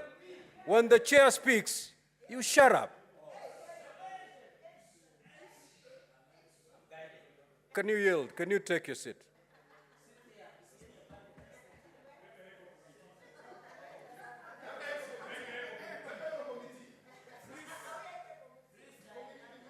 Can you give the microphone to the majority leader, please? Thank you, Mr. Speaker. I know this is a very emotive issue. And for those of us that have been around this roundabout for a while, we know a few things about how to win and how to lose this battle. Mr. Speaker, did you hear the senator for Muranga, my good friend, Senator Joe Nyotu, have it on record and just pause that, Mr. Speaker, and reflect on the fact that our standing orders provide clearly for relations between both houses of parliament. We may have misgivings about certain members of the National Assembly, but I would wish to draw the attention of the House not to reduce this to be a battle between the National Assembly and the Senate, because certainly it is not. Mr. Speaker, the senator from Muranga has gone on record saying this is the only sober house. That implies that there is a sober and a drunk house. I don't think, Mr. Speaker, that such comments, Order, Mr. Speaker. Order, honorable senators. Mr. Speaker, I don't think that it is fair of us to castigate an entire house and cast aspersions on them based on the sentiments of one or two people that we may not agree with. Finally, you know, Mr. Speaker, I'd wish to plead with colleagues. I know this is very exciting. I see Senator Sifuna is very happy about this and the rest. You know, Mr. Speaker, this Majority is not a... Leader, you have made your point of order. You did not... you Why- are making a speech. Why am I being... Majority Leader, you've made your point of order. May I just make a rule? Order, senators, order. Senator Mogeni, order. Now, Senator Newton, while you're debating, however emotional you may be, let us use parliamentary language. The House that is called National Assembly is honorable just like the Senate.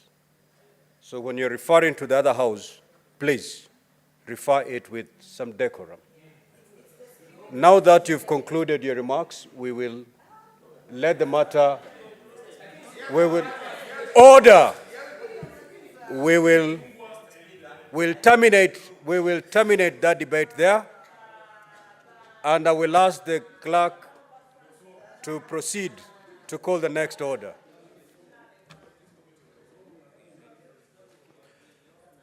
Before the clerk calls the next order, honorable senators, allow me to invoke Standing Order 45-2 to rearrange the sequence of today's order paper for the convenience of the House. We will move to handle Order 12 and thereafter resume normal flow of business as contained in today's order paper. Clerk, you may proceed to call that order. Order number 12, Committee of the Whole, the Gambling Control Bill, National Assembly Bills number 70 of 2023.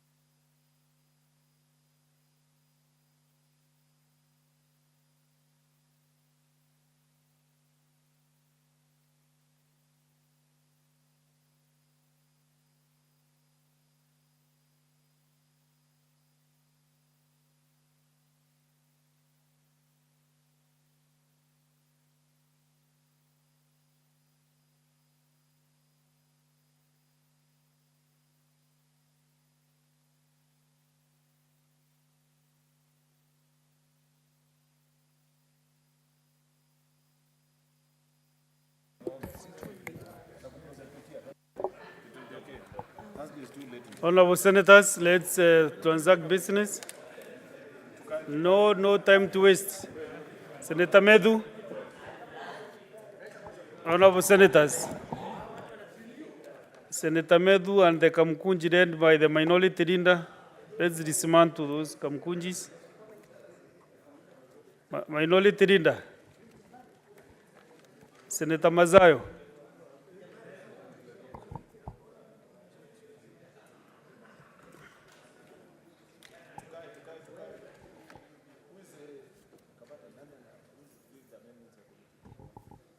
Senator Sigey approves the chair.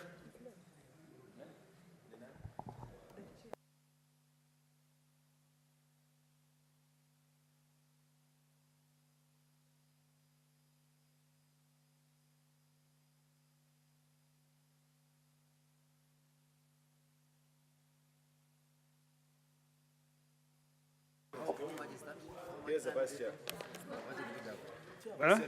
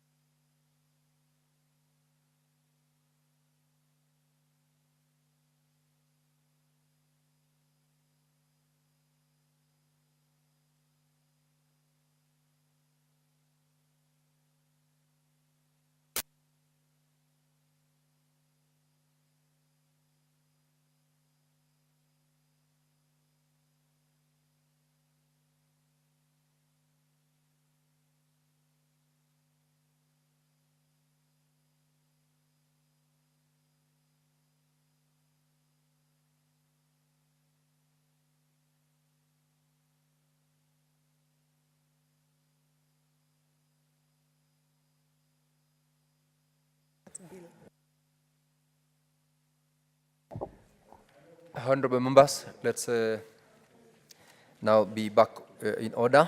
We are on the Committee of the Whole on the Gambling Control Bill, National Assembly Bills number 70 of 2023. And we will proceed to do the committee of the whole. Yes, just call out the clauses. Clauses 3 to 4. Honorable Senators, I propose the question that clauses 3 and 4 be part of the bill, and I put the question that clauses 3 and 4 be part of the bill. Division at the end. Clause 5. Under clause 5, I propose the question that clause 5 be part of the bill. And call the mover, the chairperson, Standing Committee on Labor and Social Welfare, Senator Mulgor. Senator Mbugwa, you're doing it on behalf of the chairperson. Proceed to move the amendment. Honorable Chair, I beg to move that clause 5 be amended as per the order paper. Honorable Senators, I propose the question that clause 5 be amended as proposed, and I put the question that clause 5 be amended as proposed. Division at the end. Clause 6. Clause 6, I propose the question that clause 6 be part of the bill, and put the question that clause 6 be part of the bill. Division at the end. Clause 7. Clause 7, honorable members, I propose the question that clause 7 be part of the bill, and ask the chairperson, Standing Committee on Labor and Welfare and Social Welfare, to move the proposed amendment. Mr. Chair, I beg to move that the clause 5 be amended as per the order paper. Clause 7. Clause 7. Correction, clause 7, thank you. And I propose the question that clause 7 be amended as proposed, and I put the question that clause 7 be amended as proposed. Division at the end. Clauses 8 to 9. I propose the question that clauses 8 to 9 be part of the bill, and I put the question that clauses 8 and clause 9 be part of the bill. Division at the end. Clause 10. Honorable Senators, I propose the question that clause 10 be part of the bill, and call upon the chairperson, Standing Committee on Labor and Social Welfare, to move the proposed amendment. Honorable Chair, I beg to move that clause 10 be amended as per the order paper. I now propose the question that clause 10 be amended as proposed, and I put the question that clause 10 be amended as proposed. Division at the end. Clauses 11 to 20. Honorable members, I propose the question that clauses 11, 12, 13, 14, 15, 16, 17, 18, 19, and 20 be part of the bill. I put the question that clauses 11, 12, 13, 14, 15, 16, 17, 18, 19, and 20 be part of the bill. Division at the end. Clauses 21 to 27. Honorable members, I propose the question that clauses 21, 22, 23, 24, 25, 26, and 27 be part of the bill, and I put the question that clauses 21, 22, 23, 24, 25, 26, and 27 be part of the bill. Division at the end. Clause 28. Honorable Senators, I propose the question that clause 28 be part of the bill, and I asked the Honorable Senator Samson Cherargei to move the proposed amendment to clause 28. Mr. Speaker, Mr. Chair, I propose that clause 28 of the bill be amended A in subclause 2 by deleting paragraphs O, P, and Q, and by deleting on part B by deleting subclause 4. Honorable Senators, I now propose the question that clause 28 be amended as proposed, and put the question that clause 28 be amended as proposed. Division at the end.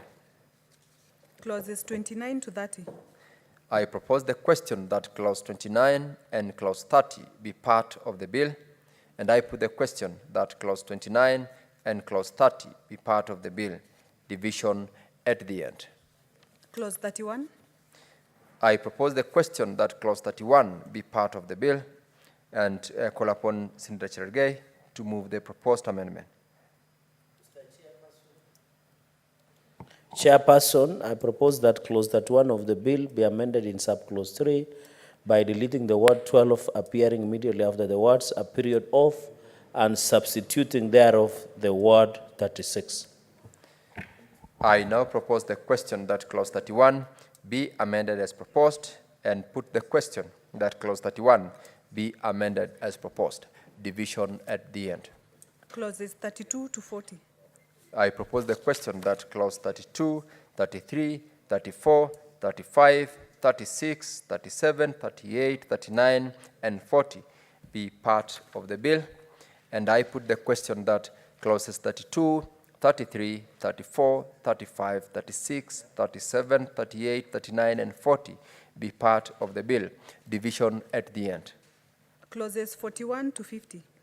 I propose the question that clauses 41, 42, 43, 44, 45, 46, 47, 48, 49, and clause 50 be part of the bill. And I put the question that clauses 41, 42, 43, 44, 45, 46, 47, 48, 49, and 50 be part of the bill. Division at the end. Clauses 51 to 60. I propose the question that clauses 51, 52, 53, 54, 55, 56, 57, 58, 59, and 60 be part of the bill. I put the question that clauses 51, 52, 53, 54, 55, 56, 57, 58, 59, and 60 be part of the bill. Division at the end. Clauses 61 to 63. I propose the question that clauses 61, 62, and 63 be part of the bill, and I put the question that clauses 61, 62, and 63 be part of the bill. Division at the end. Clause 64. Honorable members, I propose the question that clause 64 be part of the bill and ask Senator Cherargei to move the proposed amendment to this particular clause. Chair, that clause 64 of the bill be amended in subclause 5 by deleting the word 20 shillings appearing at the end of the subclause and substituting therefore the words 1 shilling. I now propose the question that clause 64 be amended as proposed and put the question that clause 64 be amended as proposed. Division at the end. Clause 65. Honorable members, I propose the question that clause 65 be part of the bill and put the question that clause 65 be part of the bill. Division at the end. Clause 66. I propose the question that clause 66 be part of the bill and ask the chairperson Standing Committee on Labor and Social Welfare to move the proposed amendment to clause 66. Mr. Chairperson, I beg to move that new clause 67 be, 66. I beg to move that clause 67 be amended as per the order paper. Clause 66. Clause 66. Correction, clause 66. Honorable members, I now propose the question that clause 66 be amended as proposed and put the question that clause 66 be amended as proposed. Division at the end. Clauses 67 to 68. I propose the question that clause 67 and clause 68 be part of the bill and put the question that clause 67 and clause 68 be part of the bill. Division at the end. Clause 69. Honorable members, I propose the question that clause 69 be part of the bill and ask the Honorable Senator Edwin Sifuna to move the proposed amendment to clause 69. Honorable Chair, I move that the bill be amended by deleting clause 69 and substituting therefore the following new clause as appears on the order paper. I propose the question that clause 69 be amended as proposed, and I put the question that clause 69 be amended as proposed. Division at the end. Clause 70. I propose the question that clause 70 be part of the bill, and I put the question that clause 70 be part of the bill. Division at the end.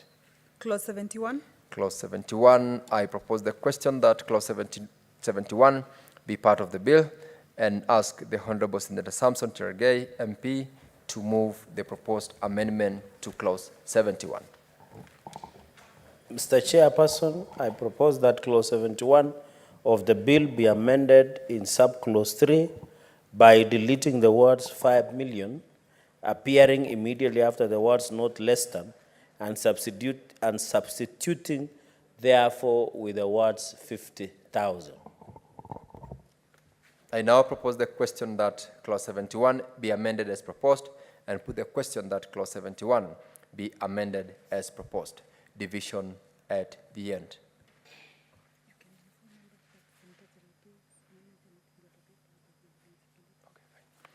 Honorable members, I'm notified that the just moved proposed amendment by Senator Cherargei are not, or rather were not indicated in the order paper, but they have been circulated for purposes of members to interact with them. Clauses 72 to 80. I propose the question that clauses 72, 73, 74, 75, 76, 77, 78, 79, and 80 be part of the bill. And I put the question that clauses 72, 73, 74, 75, 76, 77, 78, 79, and 80 be part of the bill. Division at the end. Clauses 81 to 86.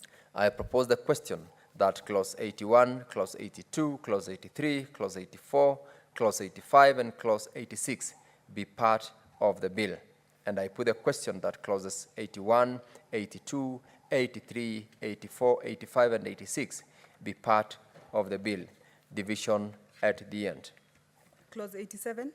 Clause 87, I propose the question that clause 87 be part of the bill and call upon the mover, the chairperson standing committee on labor and social welfare to move the proposed amendment to clause 87. Mr. Chairperson, I beg to move that clause 87 be amended as per the order paper. I now propose the question that clause 87 be clause 87 be amended as proposed, and I put the question that clause 87 be amended as proposed. Division at the end. Clauses 88 to 100.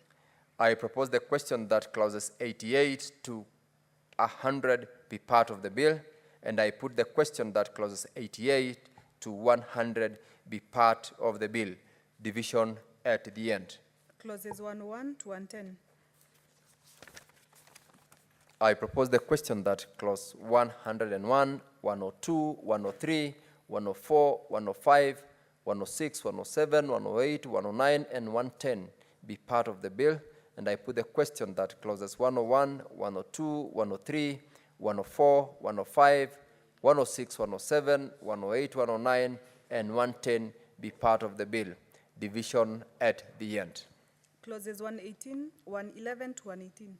I propose the question that clauses 111, 112, 113, 114, 115, 116, 117, and 118 be part of the bill, and I put the question that clauses 111, 112, 113, 114, 115, 116, 117, and 118 be part of the bill. Division at the end. Clause 119. I propose the question that clause 119 be part of the bill and ask the chairperson, Standing Committee on Labor and Social Welfare, to move the proposed amendment to clause 119. Mr. Chairperson, I beg to move that clause 119 be amended as proposed. I now propose the question that clause 119 be amended as proposed and put the question that clause 119 be amended as proposed. Division at the end. Clauses 120 to 122. I propose the question that clause 120, 121, and 122 be part of the bill, and I put the question that clauses 120, 121, and 122 be part of the bill. Division at the end. Clause 123. I propose the question that clause 123 be part of the bill and ask the chairperson, Standing Committee on Labor and Social Welfare, to move the proposed amendment. Mr. Chairperson, I beg to move that clause 123 be amended as proposed. I now propose the question that clause 123 be amended as proposed, and I put the question that clause 123 be amended as proposed. Division at the end.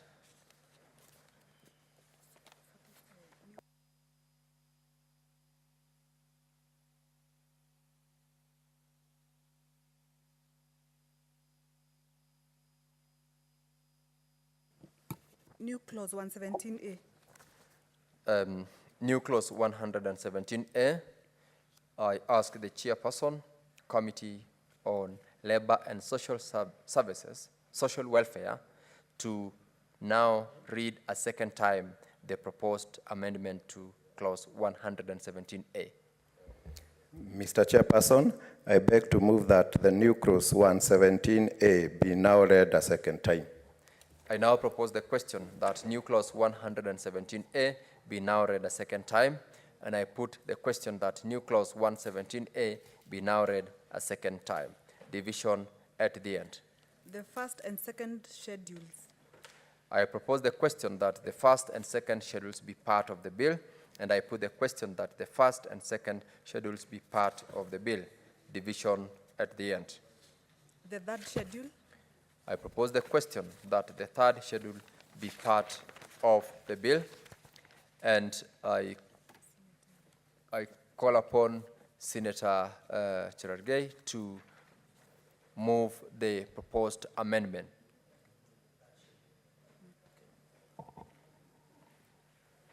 Mr. Speaker, I propose that in the third schedule of the bill be amended paragraph B by deleting the amount 200 million shillings and substituting therefore with amount 20 million Kenya shillings. And B, paragraph C by deleting the amount 200 million shillings and substituting therefore to amount of 20 million shillings. I propose, Chair. Honorable members, the Honorable Senator Edwin Sifuna had a similar, an amendment to this third schedule, and I want to call upon yourself as well to either adopt the proposed amendment by Senator Cherargei or otherwise. Yes, Chairman, in fact, I confirm that I would fully adopt the amendment as proposed by Senator Cherargei. Honorable members, I now propose the question that the third schedule be amended as proposed, and I put the question that the third schedule be amended as proposed. Division at the end.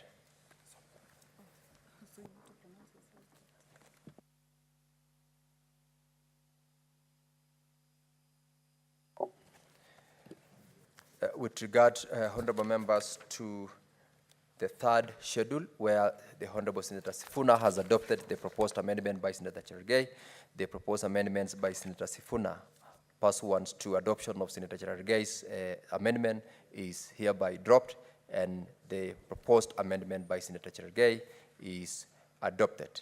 And I now propose the question that the third schedule be amended as proposed, and I put the question that the third schedule be amended as proposed. Division at the end. Clause 2, the title, and clause 1.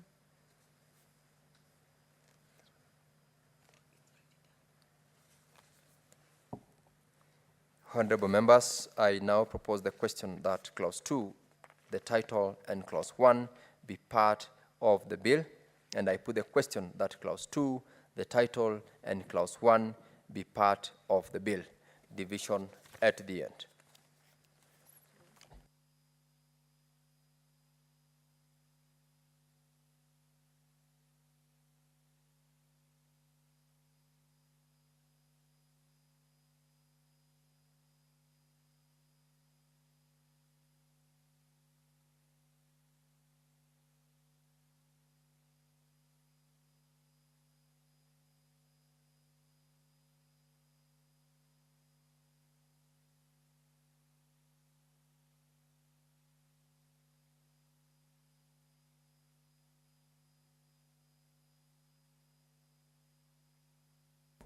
So, Sergeant at Arms, could you please ring the quorum bell, or rather division bell, for 10 minutes, starting now?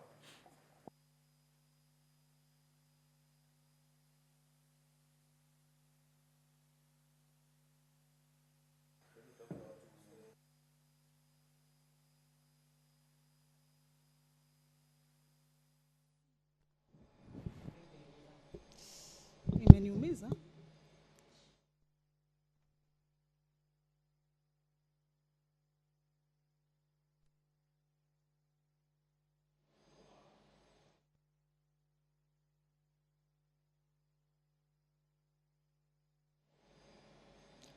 Well, the chair of the committee of the whole, considering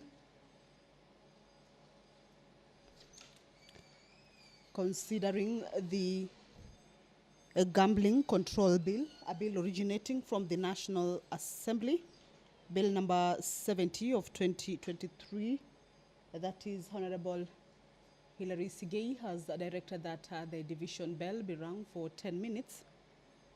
This consideration of the bill at the committee of the whole house has come to an end. And I would like us to take a look at the procedure in a committee of the whole on a bill. And this is as provided for in the Standing Order 152. Standing Order 152.1 indicates that the clerk shall call severally each part of the bill in the sequence specified in Standing Order 151. The sequence will start with the clauses as printed, excluding the clause provided for the citation of the bill, the commencement, if any, and the interpretation, the new clauses in the bill, as we have heard, the schedules, the new schedules, interpretation, preamble, if any, title, and finally the clause provided for or providing for the citation of the bill. That is what we have seen throughout the process of the committee of the whole in considering the gambling control bill. And what is happening currently is that it's a division bill underway. The members will be coming back for voting on the bill at the final stage of the committee of the whole. There are amendments that have been moved and have been considered to be part of that particular bill. Once that bill is done, the doors will be closed and the bars will be drawn, and the members will be voting on this bill with the amendments that have been discussed during that whole process when the members were considering this bill at the committee of the whole. This bill seeks to provide for the regulation of betting, casinos, and other forms of gambling, authorization of prize competitions, and public lotteries, for the establishment of the Gambling Regulatory Authority of Kenya, for the imposition of tax on betting and other forms of gambling. That bill is also to notify members that the division stage for that particular bill that has been concluded on at the committee of the whole is about to take place, and that members who may have walked out of the chamber or are not inside the chamber to be able to make their way to the chamber to allow the House also achieve the required number for the division to continue on that bill. A number of amendments have been proposed, or rather a number of amendments have been considered on the clauses that the members had moved with regards to that bill. Some of the clauses include clause number 66, clause number 87. Clause number 66 indicated that the bill be amended by deleting the words "shall ensure" that it's appearing immediately after the word "authority" and substituting the words "county governments shall ensure that." These are amendments that are with regards to clauses inside that particular bill. Clause 87 also was part of the amendments with regard to this particular process. Clause 119, Clause 123, And once that division bell is done, when the quorum is achieved for the division to continue, then these amendments in the clauses that have been a part of the bill or amended to be part of the bill, they will be considered, and at the end of it, the bill will be committed for third reading after it has gone through all the stages in the committee of the whole. Those are members walking in, as I've told you, that this is the division bell for the consideration or for the conclusion of the last bit of the committee of the whole to vote on the amendments that have been brought forth or have been considered in this bill, and at the last point to move the bill to the next stage, that is the third reading. Standing Order 152, that is the procedure in committee of the whole on a bill, indicates that the clerk shall call severally each part of the bill in the sequence specified in Standing Order 151. And if no amendment is proposed, or when all proposed amendments have been disposed of, that is what we have seen, that the amendments that have been made to this bill, the chairperson shall propose the question that as amended stand part of the bill, the amendments that we have seen being read out by the movers. The chairperson shall put that question to the committee of the whole for decision. 152 to indicate that no amendment shall be moved to any part of a bill by any senator other than the senator in charge of the bill, unless written notification of the amendment shall have been given to the clerk at least 24 hours before the commencement of the sitting at which the part of the bill is considered in committee of the whole.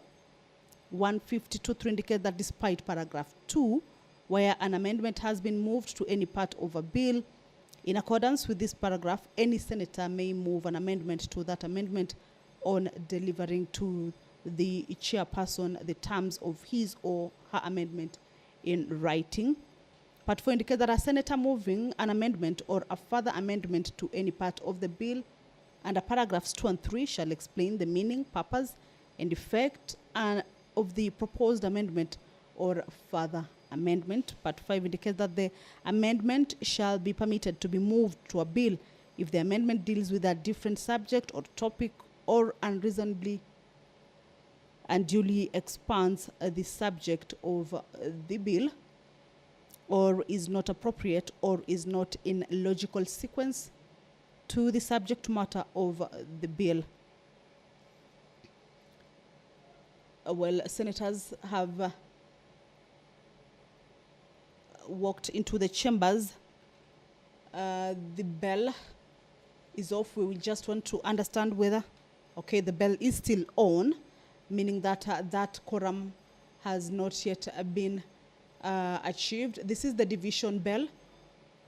The senators have just concluded the consideration of the gambling control bill at the committee of the whole, and the division is for the members to be able to finalize on the process of the bill at the end of it, on voting on the amendments that have been proposed, or the amendments that have been considered during the committee of the whole and have been amended to be part or to stand as part of the bill, and then give way for the bill or pave way for the bill to proceed to the next stage, that is the third reading stage.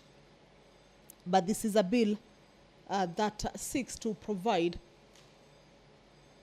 for the regulation of betting, casinos, and other forms of gambling, authorization of prize competitions and public lotteries, for the establishment of the Gambling Regulatory Authority of Kenya, for the imposition of tax on betting and other forms of gambling. That is the purpose that this bill seeks to achieve. And it is a bill whose debate was already concluded at the second reading stage.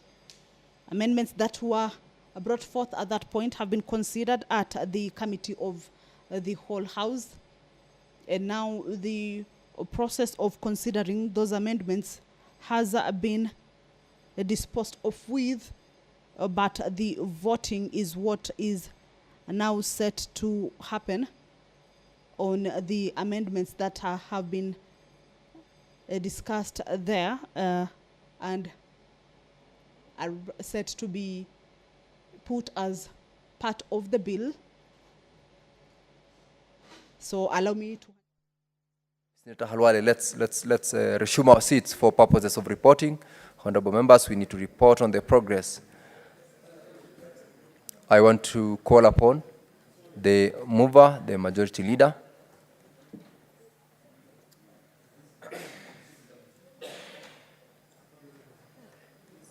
The mic, please.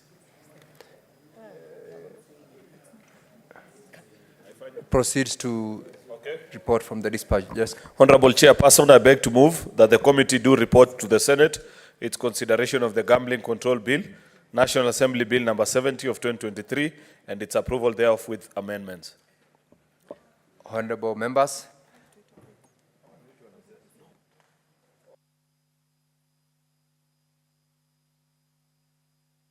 Sorry, take that again, Mr. Speaker. Chairperson, pursuant to Standing Order number 153, I beg to move that the Committee of the Whole do report on its consideration of the Gambling Control Bill, National Assembly Bill number 7 of 2023, and seek leave to sit again tomorrow. Honorable members, I now put the question that the Committee of the Whole do report on its consideration of the Gambling Control Bill, National Assembly Bills number 70 of 2023, and seek leave to sit again tomorrow. Will as many as are of that opinion say aye? Aye. Will as many as of a contrary opinion say nay? The ayes have it. Honorable Senators, Mr. Speaker.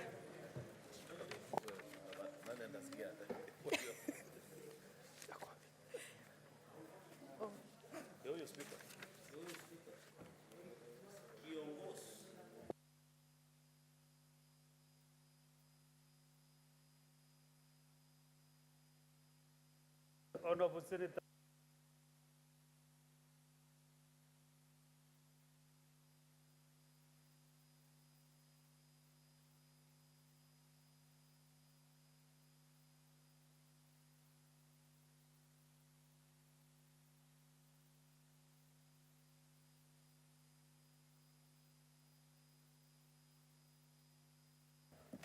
Chairperson, we are now on this, the Gambling Control Bill, National Assembly Bills number 7 of 2023. Chairperson.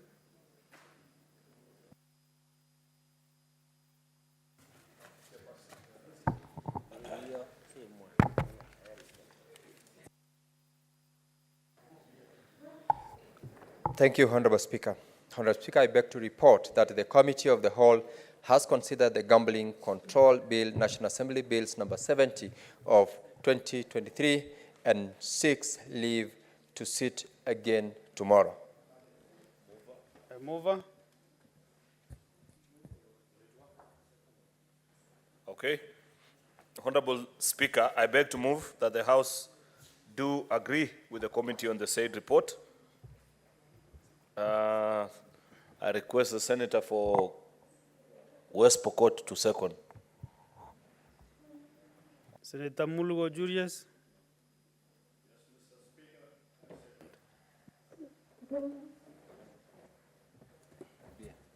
Thank you, Honorable Senators. I propose the question that the House do agree with the committee in the Senate report. I put the question that the House do agree with the committee in the Senate report. As many as of similar opinion say aye. Aye. As those of contrary opinion say nay, there is it. There is of it.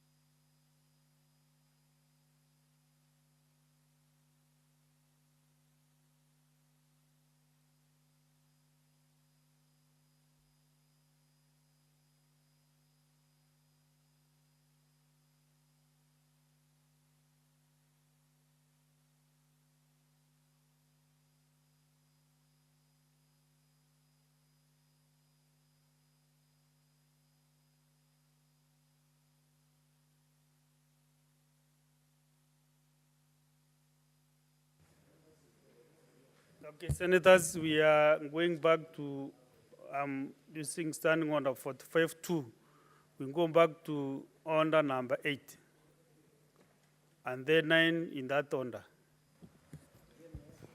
Order number 8, the Maternal, Newborn and Child Health Bill, Senate Bills number 17 of 2023, second reading, resumption of debate.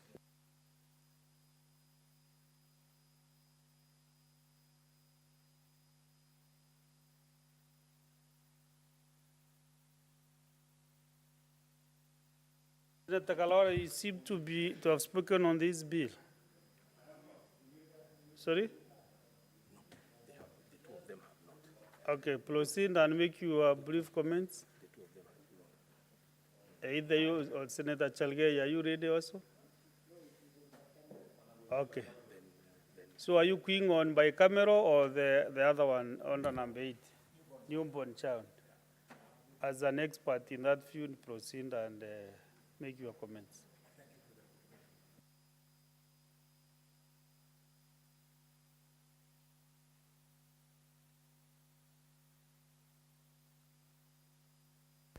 Mr. Speaker, I rise to support the Maternal, Newborn and Child Healthcare Bill of 2023. Mr. Speaker, as I congratulate the mover of the bill, the distinguished Senator Beatrice Ogola, I am pleased to inform her that you have serious bragging rights. For all these years, the farthest we have gone, in fact, shame on us, who are not only doctors, but we have also been in this house for many years. The farthest we have gone, Senator Beatrice, is to talk about free maternal child health care and funding. This, Mr. Speaker, was merely a scratch on the surface of the real needs of this category of Kenyans. I therefore want to congratulate you, and having gone through the bill, I realize how deeply you have reflected on it, and I support. Mr. Speaker, this matter is so serious, especially when you weigh in the statistics. For every 100,000 women who deliver, a whopping 530 actually die during childbirth. This is the national average. And it is not acceptable that the counties from the so-called, the former Northern Frontier districts, namely Mandera, Wajir, and Turkana, are leading in this category. That a young girl can stay for 9 months looking forward to getting a beautiful baby. She not only loses the baby, but also loses her own life. In Mandera, it is as scaring as 3,800 women die at childbirth out of every 100,000 deliverers. In Wajir, 1,683, and in Turkana, 1,594. This bill seeks to speak to this so as to right it. What's more, when those women die, they do not die alone, Mr. Speaker. Some of them die with the children. And because of the challenges facing this particular age group, you find that for every 100,000 children born in Kenya, 500 of them die, Mr. Speaker. Garissa leads with 641, and Nyeri performs best. In Nyeri, only 67 children die. So we have work to do, and this is the work as a House of Legislation we are discharging. Mr. Speaker, going through this bill, my attention was captured by Clause 6. In Clause 6, this is a list of the services for a non-pregnant woman. The mover has included from A, family planning services, preconception care services, and so on, up to, Madam Speaker, up to E. But allow me, Madam Speaker, Mr. Speaker, sir, to speak to the point of family planning as a service. You'll remember when I look at your gray, beautiful goatee, you'll remember you and I when we were growing. The excessive emphasis there was on family planning. This has to be thought out now because the excessive emphasis has now visited a lot of pain many countries in Europe and America, to the extent that today populations are now at risk. This application of family planning, Mr. Speaker, is not without its negative impact in this country. I have gone to a constituency in Central Province, Mr. Speaker, namely Kidunguri, and I saw the dwindling number of children in early childhood development centers. Honourable members, I'm trying to follow up what the member is saying, but there is some interruption from my right-hand side. Thank you, Mr. Speaker. In fact, Mr. Speaker, I thank you. I would like to appeal to young Karen to know that in Parliament, no two senators can be on their feet at the same time.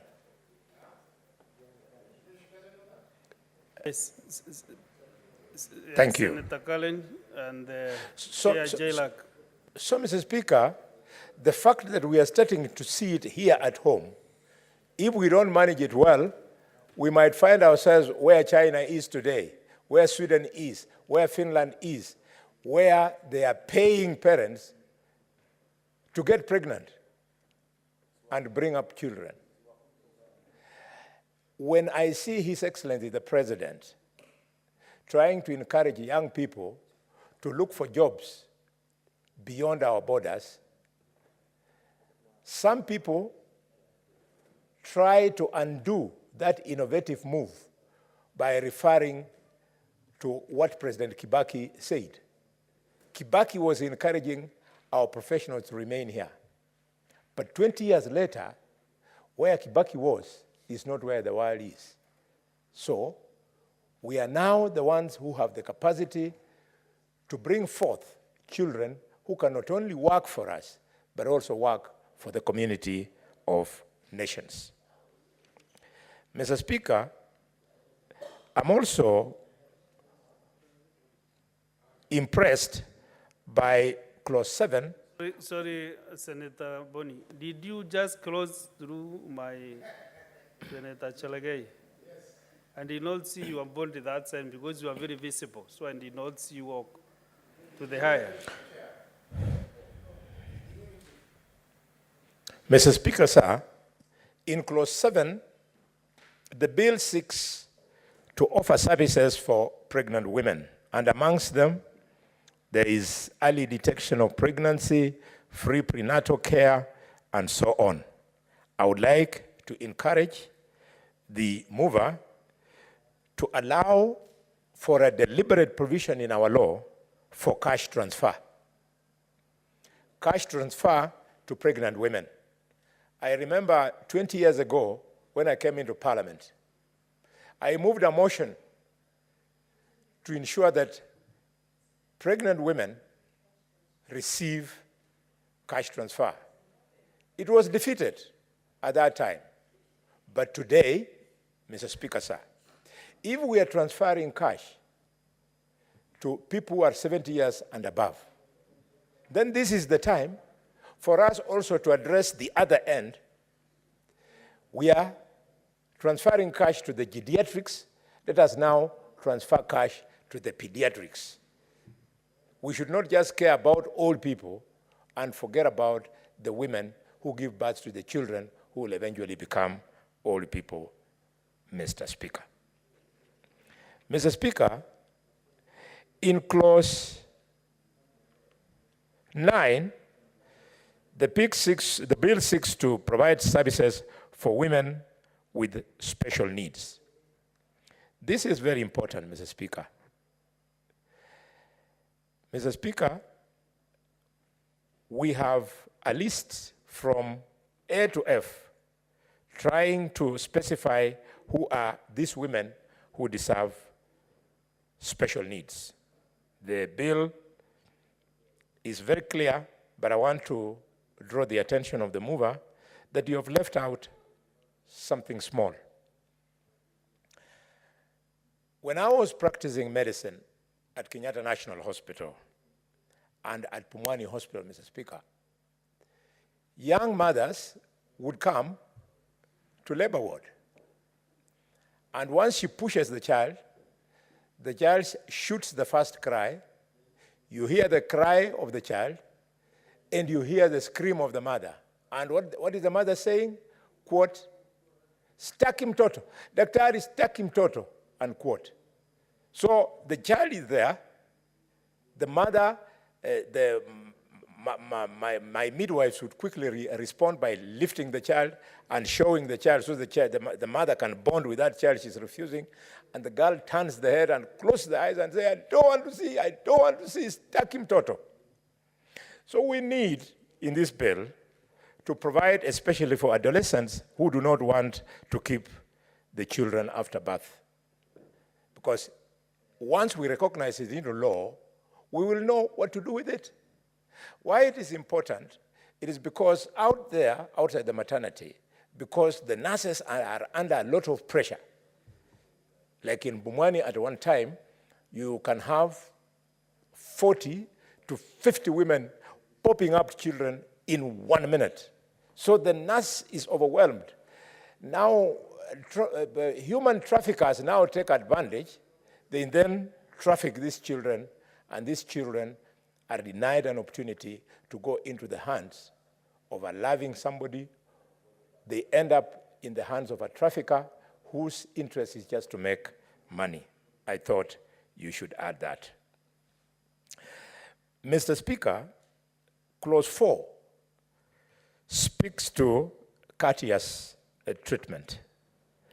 For purposes of this act, a woman with a special needs includes a woman with disability, a woman with mental illness, and a woman from a marginalized area. I agree with you fully, but I propose that you add, number 5, the issue of infertility. Infertility is a special need because, Mr. Speaker, whereas in this bill we are imagining that everybody has an opportunity to get pregnant or be made pregnant, we have others who have challenges of conception. These are the people who require to be given support by medical specialists so that they can get babies.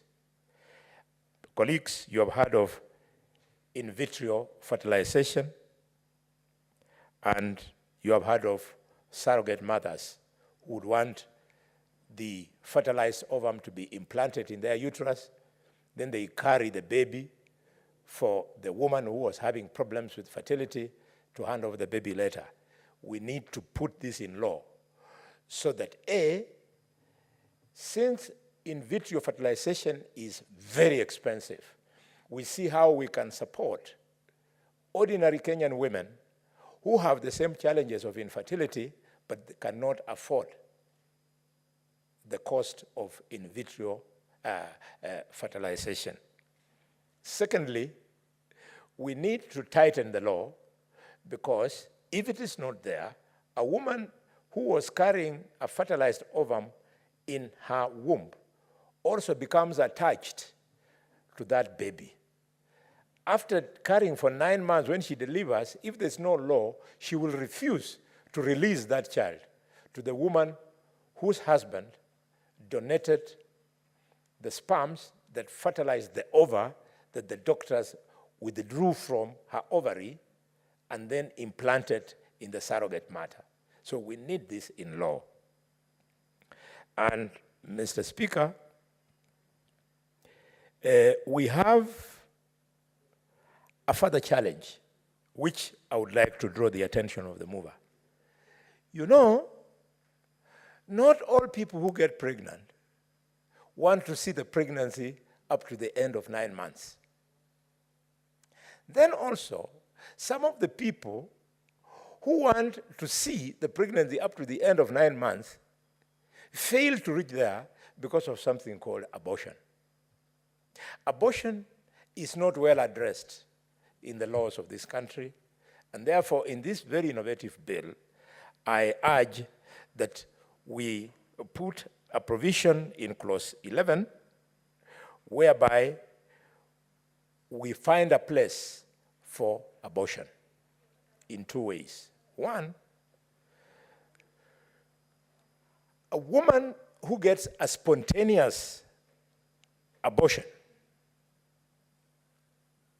when they land at Kenyatta National Hospital in the emergency room, they are treated like a woman who has aborted because she was seeking an illegal abortion.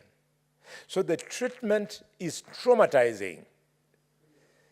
It is traumatizing. A woman who was 3 months pregnant and has been waiting for this baby, she arrives in with other women who have procured a backstreet abortion, something we call incomplete abortion.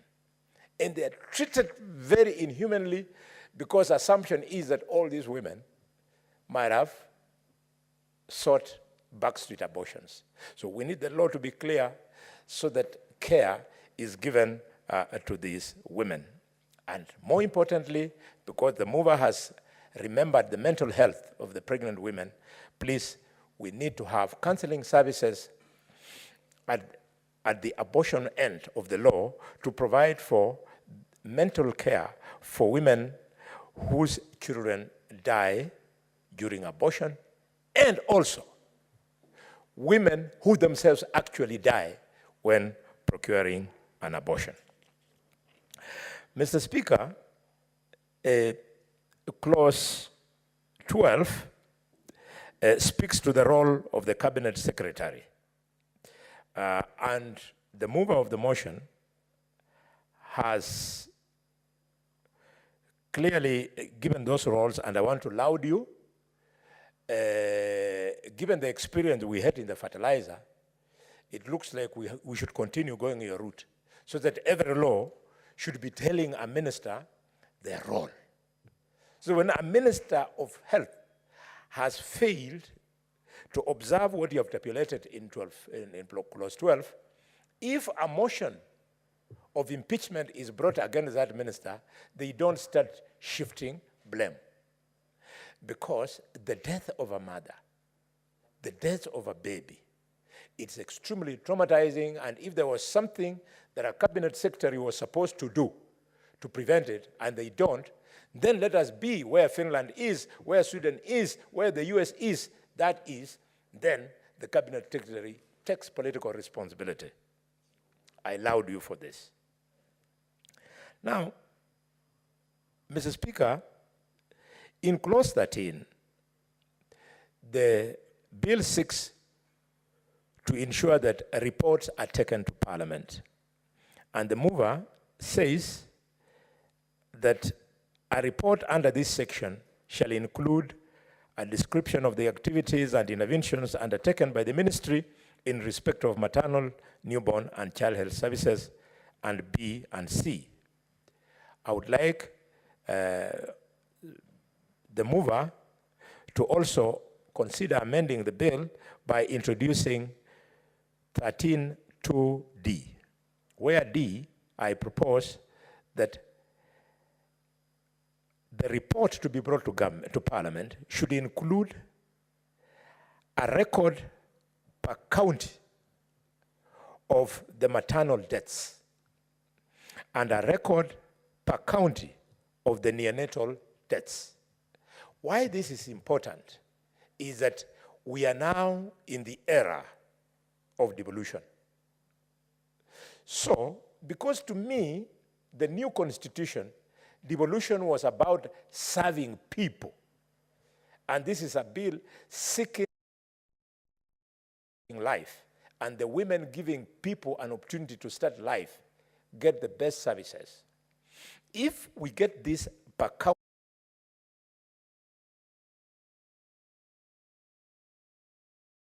introduced in the formula for sharing revenue,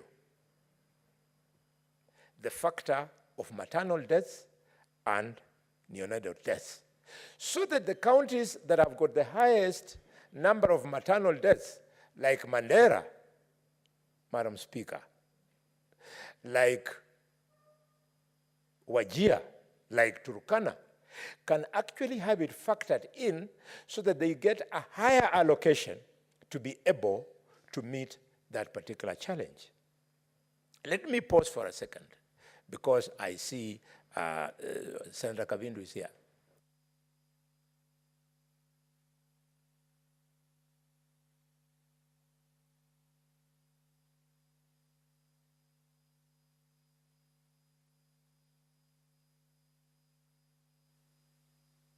Senator Boni, your time is up. Maybe you can conclude. Proceed and conclude. Mr. Speaker, sir, I still had a few points, but I'll pass them over to the mover in writing. I wanted them addressed, and I thank you and I support you. I'm so proud of your industry this afternoon. Thank you, Mr. Speaker. The other two senators, I don't know whether they are queuing on this newborn, Senator Karen and Senator Okoiti Andrew. If not, I will call the mover to reply then.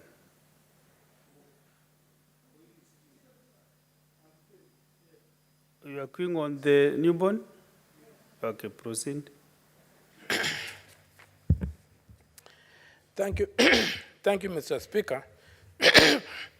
I rise to support the bill, the Maternal, Newborn and Child Health Bill 2023. First of all, I congratulate and thank the mover for this well-thought-out bill, which is long overdue.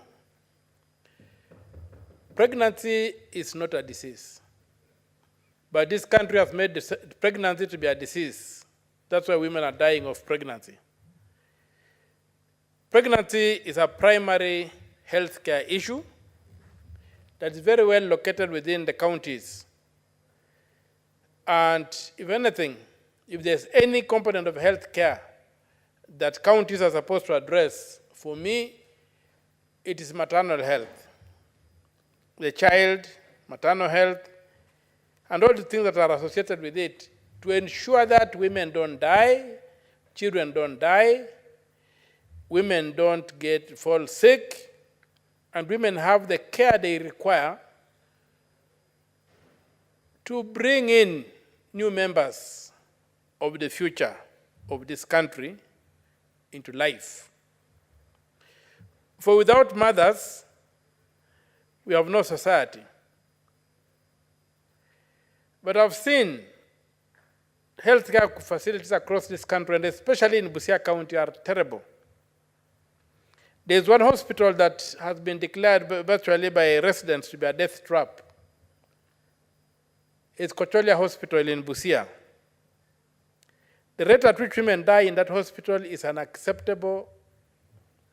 Not that any death is acceptable, but this one is alarmingly unacceptable.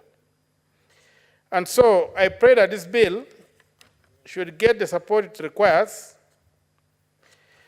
And I want to associate myself with the sentiments of the Honorable Senator Khalwale as regards the various amendments he has proposed. I would only want Senator Khalwale to distinguish between a miscarriage and an abortion. We cannot afford to be not clear on that particular subject which has got both moral and health connotations. An abortion is an intentional act. A miscarriage is not. There's nothing like a natural abortion. You can have a miscarriage, a pregnancy can be terminated prematurely by natural causes. That's not an abortion. An abortion is a deliberate decision to terminate life, which in the Constitution of Kenya 2010, I think it's Article 26, life is recognized as beginning from conception. So if life begins at conception, then you cannot have extrajudicial termination of that life. It cannot be terminated by doctors. It can only be terminated through a judicial process. Secondly, this House has no capacity to debate the question of abortion in the Republic of Kenya. The question of abortion was put to the people of Kenya when the Constitution was being reviewed, and it was rejected. Therefore, if this House would like to discuss abortion, it may not do it by an ordinary bill like this one. It must move it by a special bill under Articles 255 and 256, or through a popular initiative under Article 257. And because it concerns the right to life, which is in the Bill of Rights, then it's entrenched, is an entrenched provision that will require a referendum. So whereas I support Senator Halwale's sentiments on miscarriage, the question of abortion, that being the intentional termination of the life that begins at conception, is beyond the ambit or the reach of this bill. And I would request that the mover distinguishes between an abortion and a miscarriage, which would need to be addressed. Secondly, I support the issue about assisting women who are unable to get pregnant to be able to do so. Because, as you know, the failure to beget children, especially in our society, is a very, very heavy burden. A burden that sometimes destroys people. And maybe that particular service, where it is certified that somebody needs medical intervention to conceive, should be carried by the state. Because the ultimate beneficiary is the state. It's the one which benefits from the citizens who come into this world. I would also add the move of this bill to consider matters of nutrition.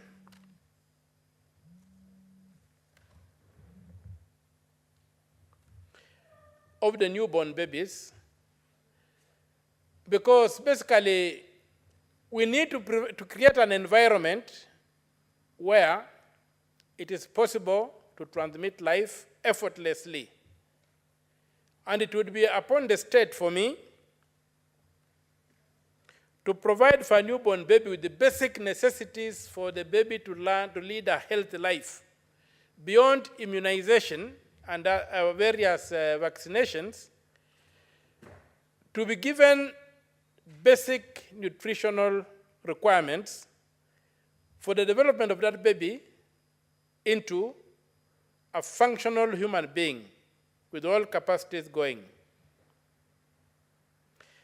Another question, and so before I go there, and therefore, that would require for some support towards those households that do not have enough to provide for that child through some rations or something. The other issue is the loss of life, not as a result of the mother not being able to deliver or that, but as a result of either the nurses or the midwives being overworked or being negligent. There have been very many cases of the loss of both mother and baby due to the negligence of nurses, for whatever reason, and midwives. So there would be need to also secure that space and make sure that there's a mechanism of monitoring and ensuring that live births are not lost, and mothers who have succeeded in giving birth are not lost. We have the question of children being born, and because of lack of attention, being unable to develop, I don't know the medical word for it, but we have children who become autistic, who suffer cerebral palsy as a result of the mismanagement at delivery. Those cases need to be documented, and any time we have a child with cerebral palsy, there should be a follow-up to establish what happened at delivery. Was it as a result of negligence, or was it an act of God?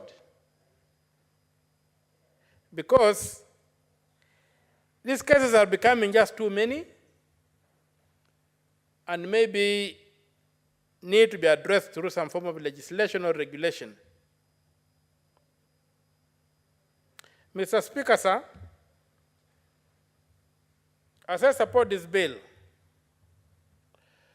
I would also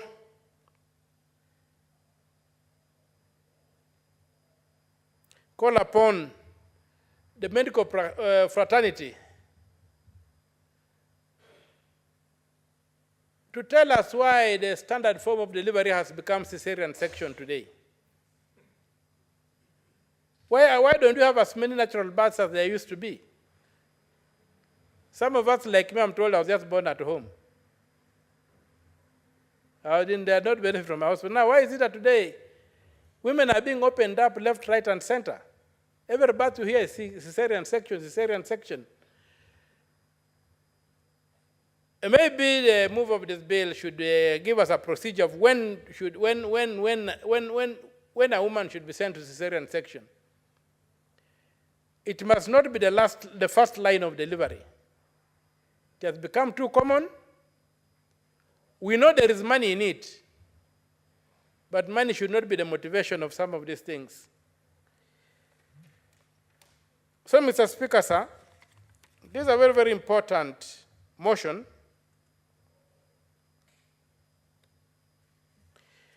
That needs to be given all the support we can.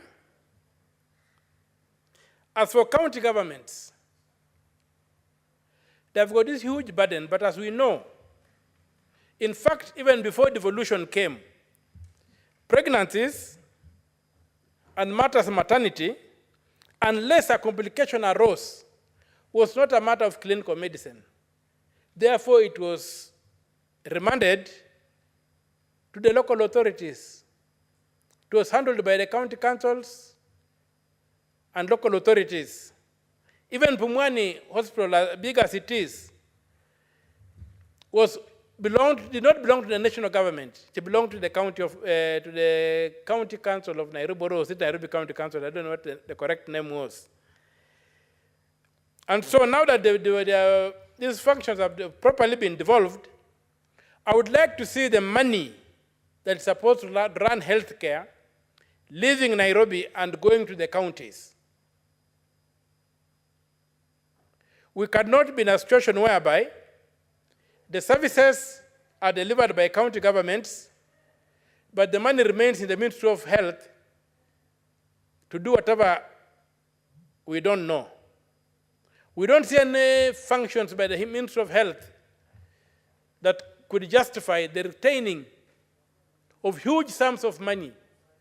Some put it at about 80% of the budget for health, remaining with the Ministry of Health.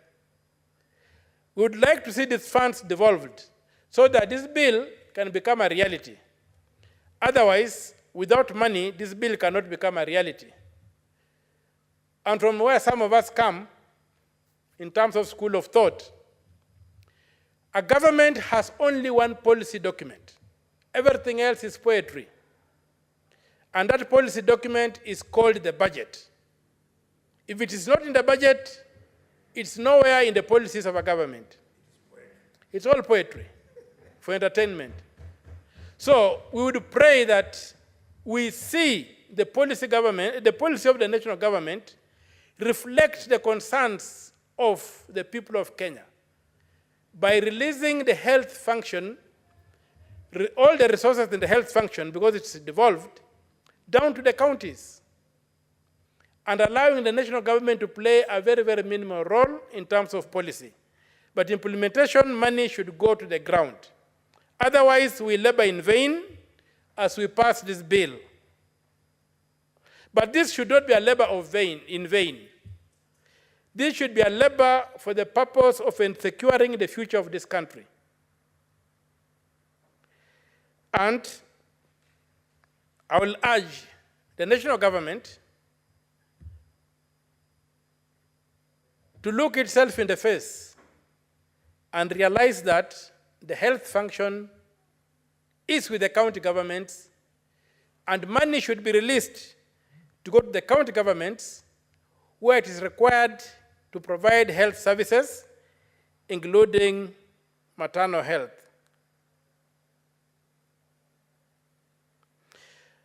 And we talk of the health of a child. The health of a child is critical because we are talking of the maternal, newborn, and child health. When you look at child health, it's extremely critical that children are nurtured with enough food and resources so that their brains can develop. And since a child covers even a person that is in primary school, this would also require to see that we ensure that children are well fed, at least during the primary school phase, at least one meal during school time, to ensure that the children have a proper health, because the basic ingredient of good health is good food. And we realize that in many cases, many societies, many communities and many households have a challenge providing adequate food to their children, and so you get children malnourished. And when children are malnourished, then their health is not something to talk about.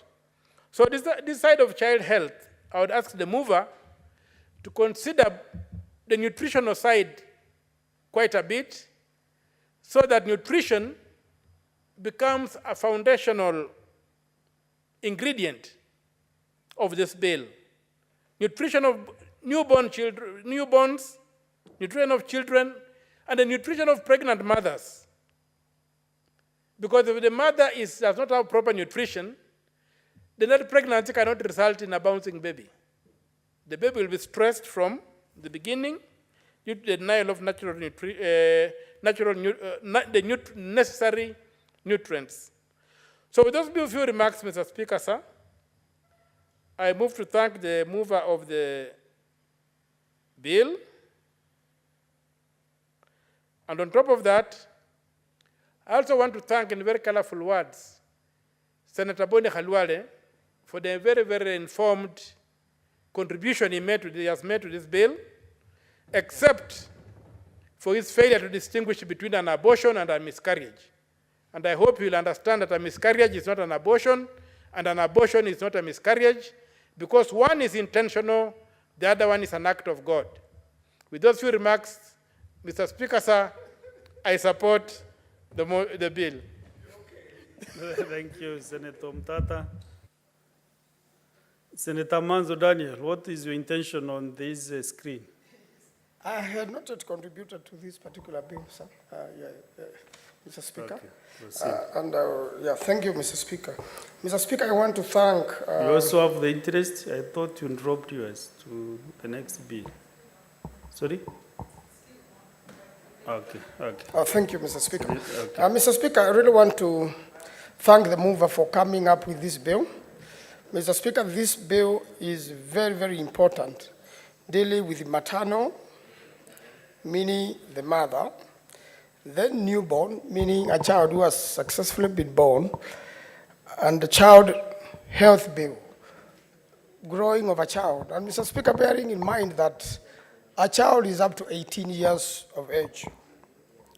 Mr. Speaker, Makueni County pioneered in this, although it was not in any written law. Professor Kivutha Kibwana, together with his cabinet, came up with a maternal, mother-child hospital, which was done very reasonably, very clean, and not far from the level 5 hospital in Makueni headquarter, Wote. Mr. Speaker, this particular hospital was opened up by the then First Lady, Mrs. Uhuru Kenyatta. She came all the way personally to Wote, and she was very particular about newborn children. And I was invited as a local member of parliament.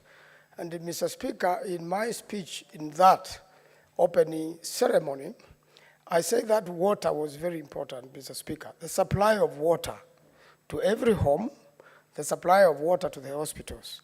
Mr. Speaker, the supply of clean water makes half, it does away with half of possible diseases. And if you had clean water everywhere in the country and in every home, every school, every hospital, then you will have very few people going to the hospital. And in fact, Mr. Speaker, during Corona, when we were doing sanitization and washing our hands, other than a few Corona patients, there were hardly any patients in the hospital, Mr. Speaker, showing that cleanliness really goes a long way to fight diseases. And one of the biggest afflictions of a newborn baby is disease, and especially if there are outbreaks, disease outbreaks, they will affect children in a worse scenario. And that's why as Honorable Mutata has contributed, the best policy for any government is the budget. And if you have sufficient budget to make sure that we have enough water, just like the way we had a lot of rains, if we stored enough water, which is clean, then we will really be sorting out the health situation. And the worst case scenario is when a newborn a newborn baby is born, or a child is growing up, that there are no health conditions that affects the child very adversely. And then, so therefore, provision of clean water and a clean environment is very key for the growth of children and for the success of children, Mr. Speaker. Mr. Speaker, for there to be a healthy child, they have to be born by a healthy mother. So the medical condition or the health status of a mother is very important, be it stress, be it disease, or any other disturbance to when a mother is expecting or plans to expect, goes a long way into how the child is going to be. And even when a mother is expecting, there has to be enough information and enough knowledge on how best to take care of their unborn baby, so that children are affected by abuse of drugs before they are born, by presence of disease, by stress of the mother. And then come to delivery time, as Honorable Omutata again has said, he was born at home. I too was born at home, deep in Makueni, At a time, even road services were very difficult to find. And the nearest hospital was 200 kilometers away, which is Machakos town. And there were traditional methods and experts who knew how best to deliver a baby. And my grandmother, thank God, was such an expert. And therefore, I was safely born. If something was to go wrong, it would have taken those days, 2 days, to get to Machakos District Hospital. And there was only one bus, which will only appear every 24 hours. And if you miss that bus, you had to wait. So you would imagine what would be the situation. I am still sure still in some parts of this country today, we have some rare remoteness whereby unless you take the health services of mothers or expecting mothers to the grassroots, then there's a problem. And that's why, Mr. Speaker, devolution is very important, and that's why this law is very important. Mr. Speaker, the other aspect of this law is a devolved law. This law is not a national law. And therefore, whatever it has been mentioned that the presence of national government, I believe during the third reading should be deleted, led by the mover herself, and the devolved function fully on this function, so that every other county in Kenya has a hospital like the one we have in Makueni Wote, if it is duplicated everywhere, and even in some of the sub-county hospitals and even dispensaries would have some facility which will assist expecting mothers in case of emergency, Mr. Speaker. Again, most people who bring many children to the world, Mr. Speaker, are young women, and therefore they need that information. There is a new system of community health workers. I think it's very important, and this law should feature them prominently so that it even goes to their financing and their preparation to make sure in every village there is a community health worker, also a midwife, who is very experienced and has the basics and even equipment now to detect things like pressure and can be able to advise in case a woman goes into labor, and that there are mechanisms to ensure safe delivery of that particular woman. Mr. Speaker, also, it's a component of when you move from the village, a component of other factors which children go with. You know, Mr. Speaker, this morning as I was coming to the Senate, I saw a child lying in the streets of Nairobi, you know, very dirty and looking miserable, and this child should be in school. So what are the counties doing to ensure that there are no street children, and that there are better facilities, and that even if they didn't meet their mother, or they are in abusive homes, or they are in unsafe homes, then what do you do to make sure that particular child goes to school now that schools have been opened? Why do we have children in the streets of Nairobi, or in the street of any county capital in Kenya, or in any village, or in any market? Children should either be in a children's home, or in a proper home, or somewhere they can get their care at that very tender age, Mr. Speaker. Because that's a person who then, if they're in the streets, they will eventually need medical attention. They are likely to abuse drugs. They are likely to sniff glue. And they are likely not to have a chance in life, Mr. Speaker. So that's another component which should also come into play. And there is no sufficient law to ensure that children of that nature are taken care of, Mr. Speaker. Mr. Speaker, what happens a lot of times in case of emergency delivery and when their services are not available, that's when a lot of mothers lose their life, and the child is also likely to lose their life.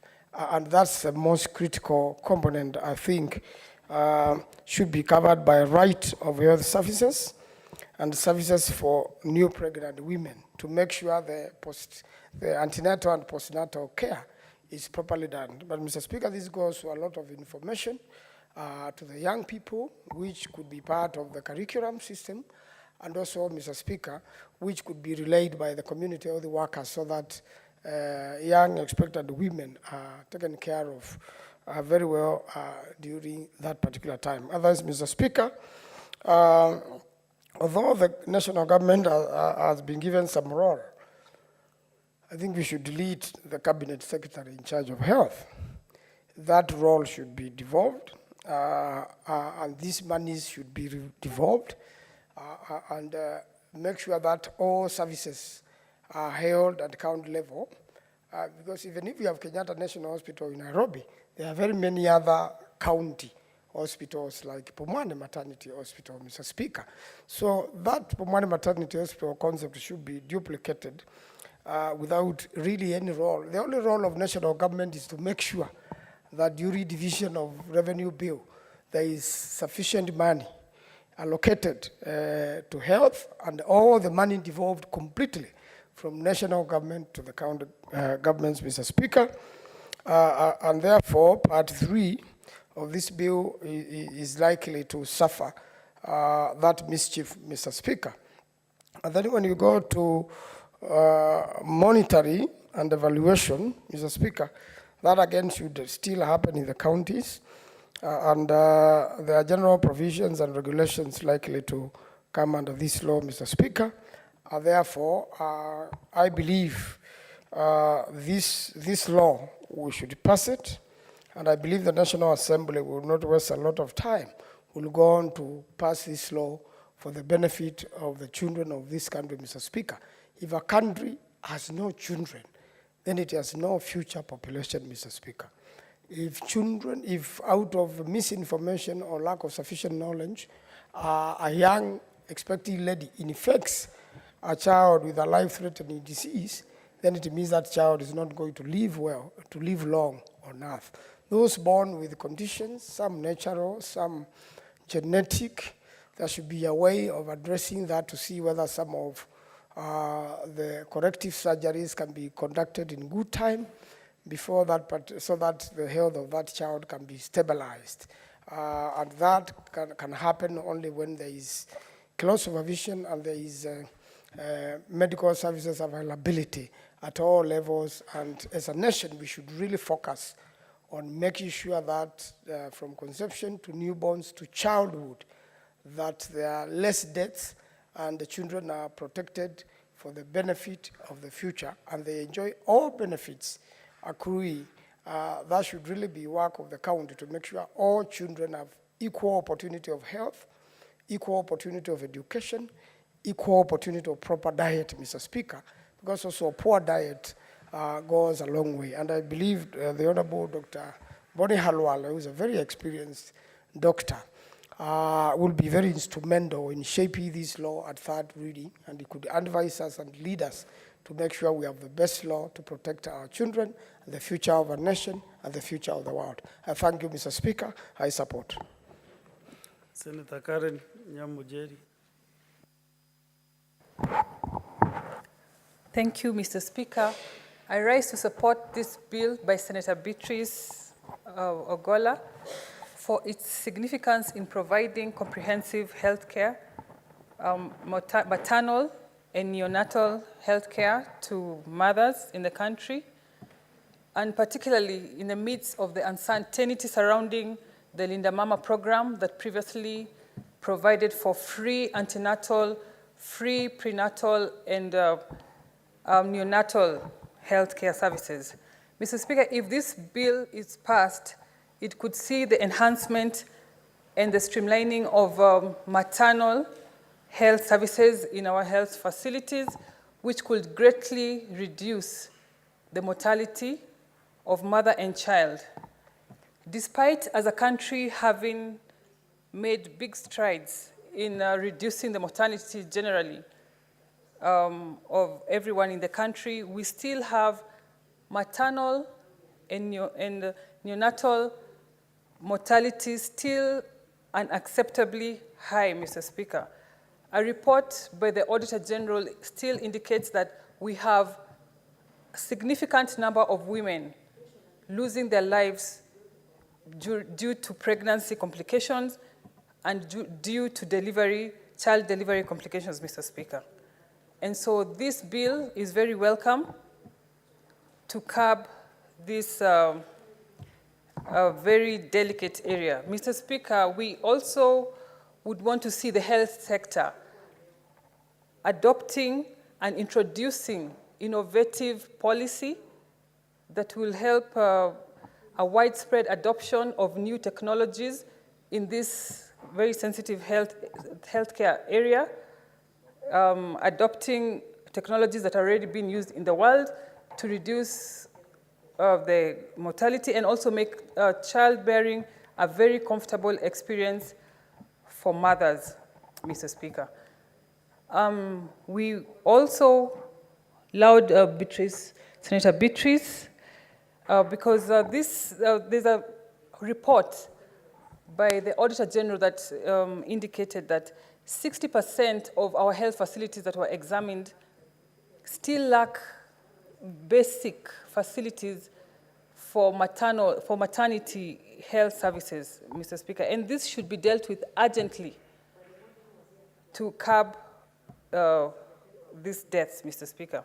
And finally, Mr. Speaker, this bill could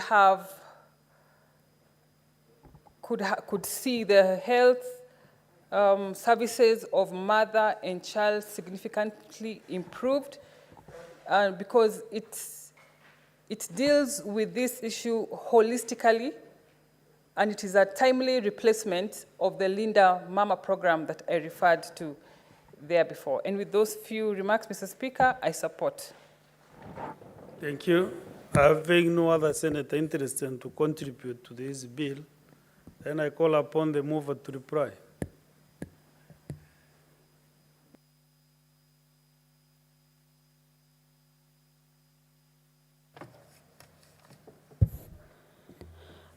Honorable Speaker,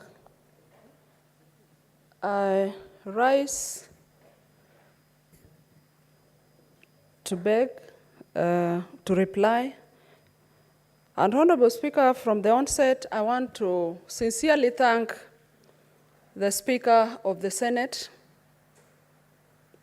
for giving me the opportunity to move this bill, to thank the clerk as the head of the Secretariat for the guidance and the facilitation of the preparation and the presentation of this bill as it is. Honorable Speaker, I sincerely also want to thank my colleague senators. Thank the seconder of the bill, that was none other than Senator Crystal Asige, that was outstandingly very supportive of this bill. Senator Mungatana, Senator Gloria Orwoba, Senator Olekina, the minority whip, Senator Tabitha Karanja, the deputy majority leader, my own senator, Senator Moses Kajwang, Senator of Nandi, Senator Wakili Sheragai, Senator Mwaruma, Senator Commissioner Joyce Korir, Senator Ameda Kibwana, the chairperson of the Women Senators, Senator Tabitha Mutinda, the vice chairperson, Senator Senior Senator, Senator Professor Margaret Kamar, for her passion, with all the support she's given me behind, even the preparation of the bill. Senator Enoch Wambua, the deputy minority leader. Of course, Senator Boni Halwale, the majority whip. And the person I keep on looking to for the background knowledge in this bill, because of his outstanding background in this profession and his foresight, as demonstrated even by his presentation today. Senator Omtata, the Senator of Busia, Senator Dan Maanzo, for his passion, Senator Karen Nyamu, for the precise presentation she has made today. Honorable Speaker, as my colleague senators and all the other senators who have not had time to make their presentation, but they continue to give me their input. They continue to add their voice to this bill, and as I reply, I will still be looking forward to their input that will enhance this bill. Honorable Speaker, the background of this bill has been shouted on this floor by the many senators who have continued to give the data that we have in this country. Really, Honorable Speaker, mothers need not to die as while they are securing the continuity of our future generations. And in the course of this journey of continuity, we as a country must ensure that we are purposeful and we have the intention, and that we must intentionally really work against preventable deaths of our mothers. Honorable Speaker, as I began moving this bill, I quoted a declaration by a renowned lady called Dr. Anne Beatrice Kihara. This is a declaration that was made at the Paris Convention in France on October the 12th in 2023.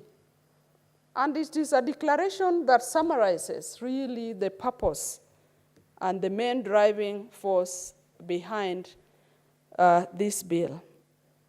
For the benefit of people who are not there, Dr. Kihara is the first black president, ever black president, from sub-Saharan Africa of the International Federation of Gynecology and Obstetrics.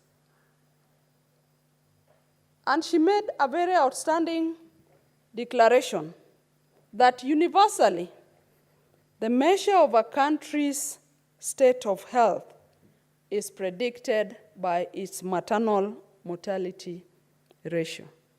So, Honorable Speaker, as we give the gloomy picture that we must face in this country, what this bill addresses is that we must be intentional about reducing some of these preventable deaths. And Honorable Speaker, if you go by the bill and what the bill spells out, a number of those deaths, even as they were quoted from the records, from the figures, from the Auditor General, Honorable Speaker, most of those deaths can be prevented if we give a comprehensive service to maternal, newborn, and child health bill. The question I asked as I started moving this bill is that why are our mothers dying if we have invested so much in bringing them to dispensaries? If we have brought most of the mothers to the health centers and to the hospitals, why then are our mothers still dying?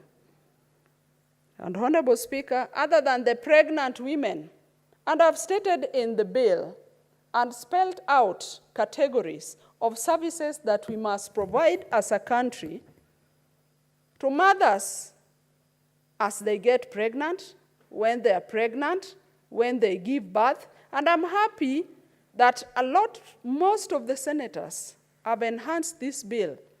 I can say categorically that the issue of nutrition of children have come out, because as a country, we must raise up quality children that will grow in a more sustainable and a useful way. Issues of insurance of mothers and children have been brought out by my colleagues. What Linda Mama, and Linda Mama was the best thing that happened in this country. But Honorable Speaker, Linda Mama only cared for these mothers as they gave birth and at the birth, the children at birth.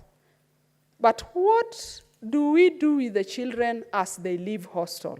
Honorable Speaker. And that is why I intentionally specified children, the care of children, to be from birth to 12 years. Are we able to provide even an insurance for mothers and children as a package? I remember Senator Sige raising a very pregnant point that as mentally challenged children give birth, do we even care what is going to happen to their children when they leave the hospital or when they leave the birth attendants and as they go wherever they are going to, Honorable Speaker? And taking into consideration that children are a property of the state, I want to insist that we must be intentional about reducing preventable maternal deaths. A number of my colleagues have brought critical issues. If I reflect on some of them, I remember the issue of mothers giving birth in dignity. Honorable Speaker, we all know what happens in most of our hospitals and in maternal wards. If you go to a number of public hospitals and you go to the maternity ward, you find at some point 2 mothers having given birth to children even spending on a lean bed. I don't know what the professional senior Bonnie Elwale would talk about that, because to me that is not dignity. I have been pregnant for 9 months. I know what it means as you walk the journey towards giving birth. And once you give birth, there's the woman. And there are a number of people, Honorable Speaker, who think that giving birth, of course, is a natural process. But as natural as it is, Honorable Speaker, it has medical implications. And that is why sometimes you see women walking out of hospital, and some of them, of course, with happiness, but there are a number who are depressed. You remember Senator Bonnie, at his presentation, mentioned about the girls who give birth and shout, they do not want the children. It means there's a problem. But look at those ones that at some point, because of poor planning of our facilities, the country must be able to plan for their projections. For the women as they get pregnant, we must have a working system that knows there should be this number of beds for these women. There should be this number of services for these women. But when women give birth, some are still not well, but you have a child next to you, and you have another mother lying on your other side with their child. Honorable Speaker, that is not the dignity I'm speaking about here. It also spells in this bill that women must have access to certain information as they are pregnant. They must be prepared. And preparations calls for even very basic activities like breastfeeding. Honorable Speaker, I remember when I gave birth to my first child. I did not even know how to hold the baby, how to wash the baby, how to feed the baby. At one point, I ended up feeding the baby from one side of my breast, and the other side was getting into problems. Don't you think, Honorable Speaker, I needed to have been prepared for that kind of occurrence? And that is what we are talking about. But now look at me, that was in those years. I was an adult. What about the young adolescents that are giving birth? You often see, as you walk around, young girls with children. They have a right to those children because they are pregnant. Anyway, but the state must go ahead to really take care of these children. So, Honorable Speaker, I have benefited immensely from the debate that has been on the floor over this bill for over maybe 3 days. I remember Senator Sige, and without, even if I don't mention particular input that were given, there are some outstanding ones. Senator emphasized on certain services to the disabled. I know because basically that is the category of people that she represents. But I want to say that in this bill, I also talked about women with special needs and specified that category to mean those are individuals with additional health needs. And Honorable Speaker, they can be as varied and are not limited to only women with disability. Honorable Speaker, there are women who have mental issues. I referred to them. I gave an example here on the floor of the House of what, in quotes, a number of us call mad women, even as they walk in urban centers or wherever. And we meet them. But because they are women, human, they get pregnant. The government has a duty. And specifically, I've seen the input by very senior senators here about giving an outstanding role of these functions that I've spelled out to the county governments, because this function of health is a devolved function. Not to say that the national government equally has a role to play. And I like what Senator Boni said, that it specifies. Let us not just leave it open, that there shall be a national and a county government. This bill goes ahead to specify specific functions so that people are able to take political responsibility. I want to share with my colleagues that I will be looking into a lot of this input. I will be consulting them where necessary, and all they have brought in their debates will be taken care of. Honorable Speaker, I will be very glad that finally, if this bill is passed, there will be an emphasis on the care that we give to mothers, on the care that we give to newborns, and on the care that we give to children. I was here, Honorable Speaker, telling people that in some communities, people even grade the worth of a man by the care you give to women around you and children. And so, Honorable Speaker, I thank my colleagues, and I want to assure them that I will take in their input. And so, Honorable Speaker, I beg to reply. And Honorable Speaker, I request that the putting of question be deferred to a later date, pursuant to Standing Order 66-3. Honorable Speaker, I reply. Thank you. Thank you very much. Senator Beatrice Ogora.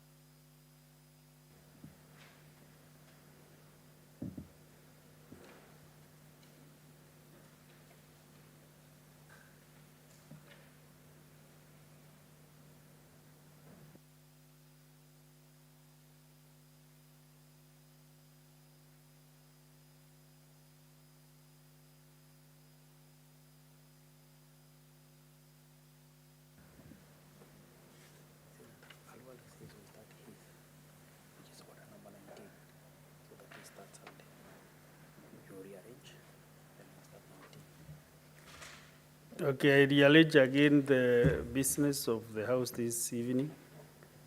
So we go to order number 19.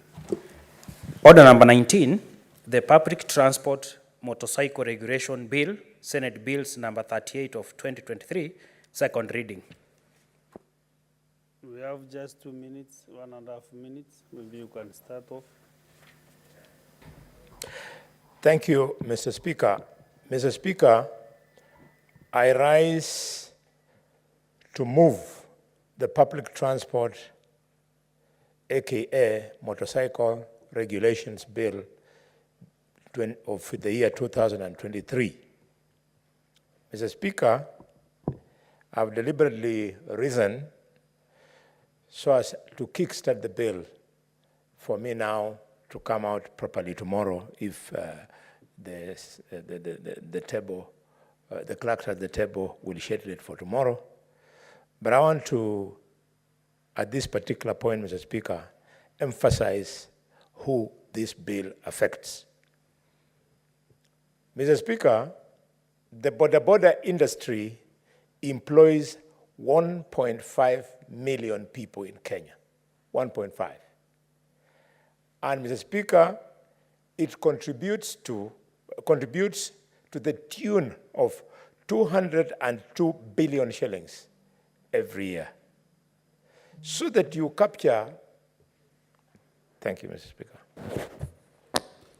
Senator Boni Garwal, you have a balance of 59 minutes to move your bill. 59. 59 minutes. Thank you, Mr. Speaker. Scheduled. And therefore, honorable senators, it is now 6:30 p.m., time to adjourn the House. The Senate therefore stands adjourned until tomorrow, Wednesday, 15th May 2024 at 9:30 a.m. Thank you.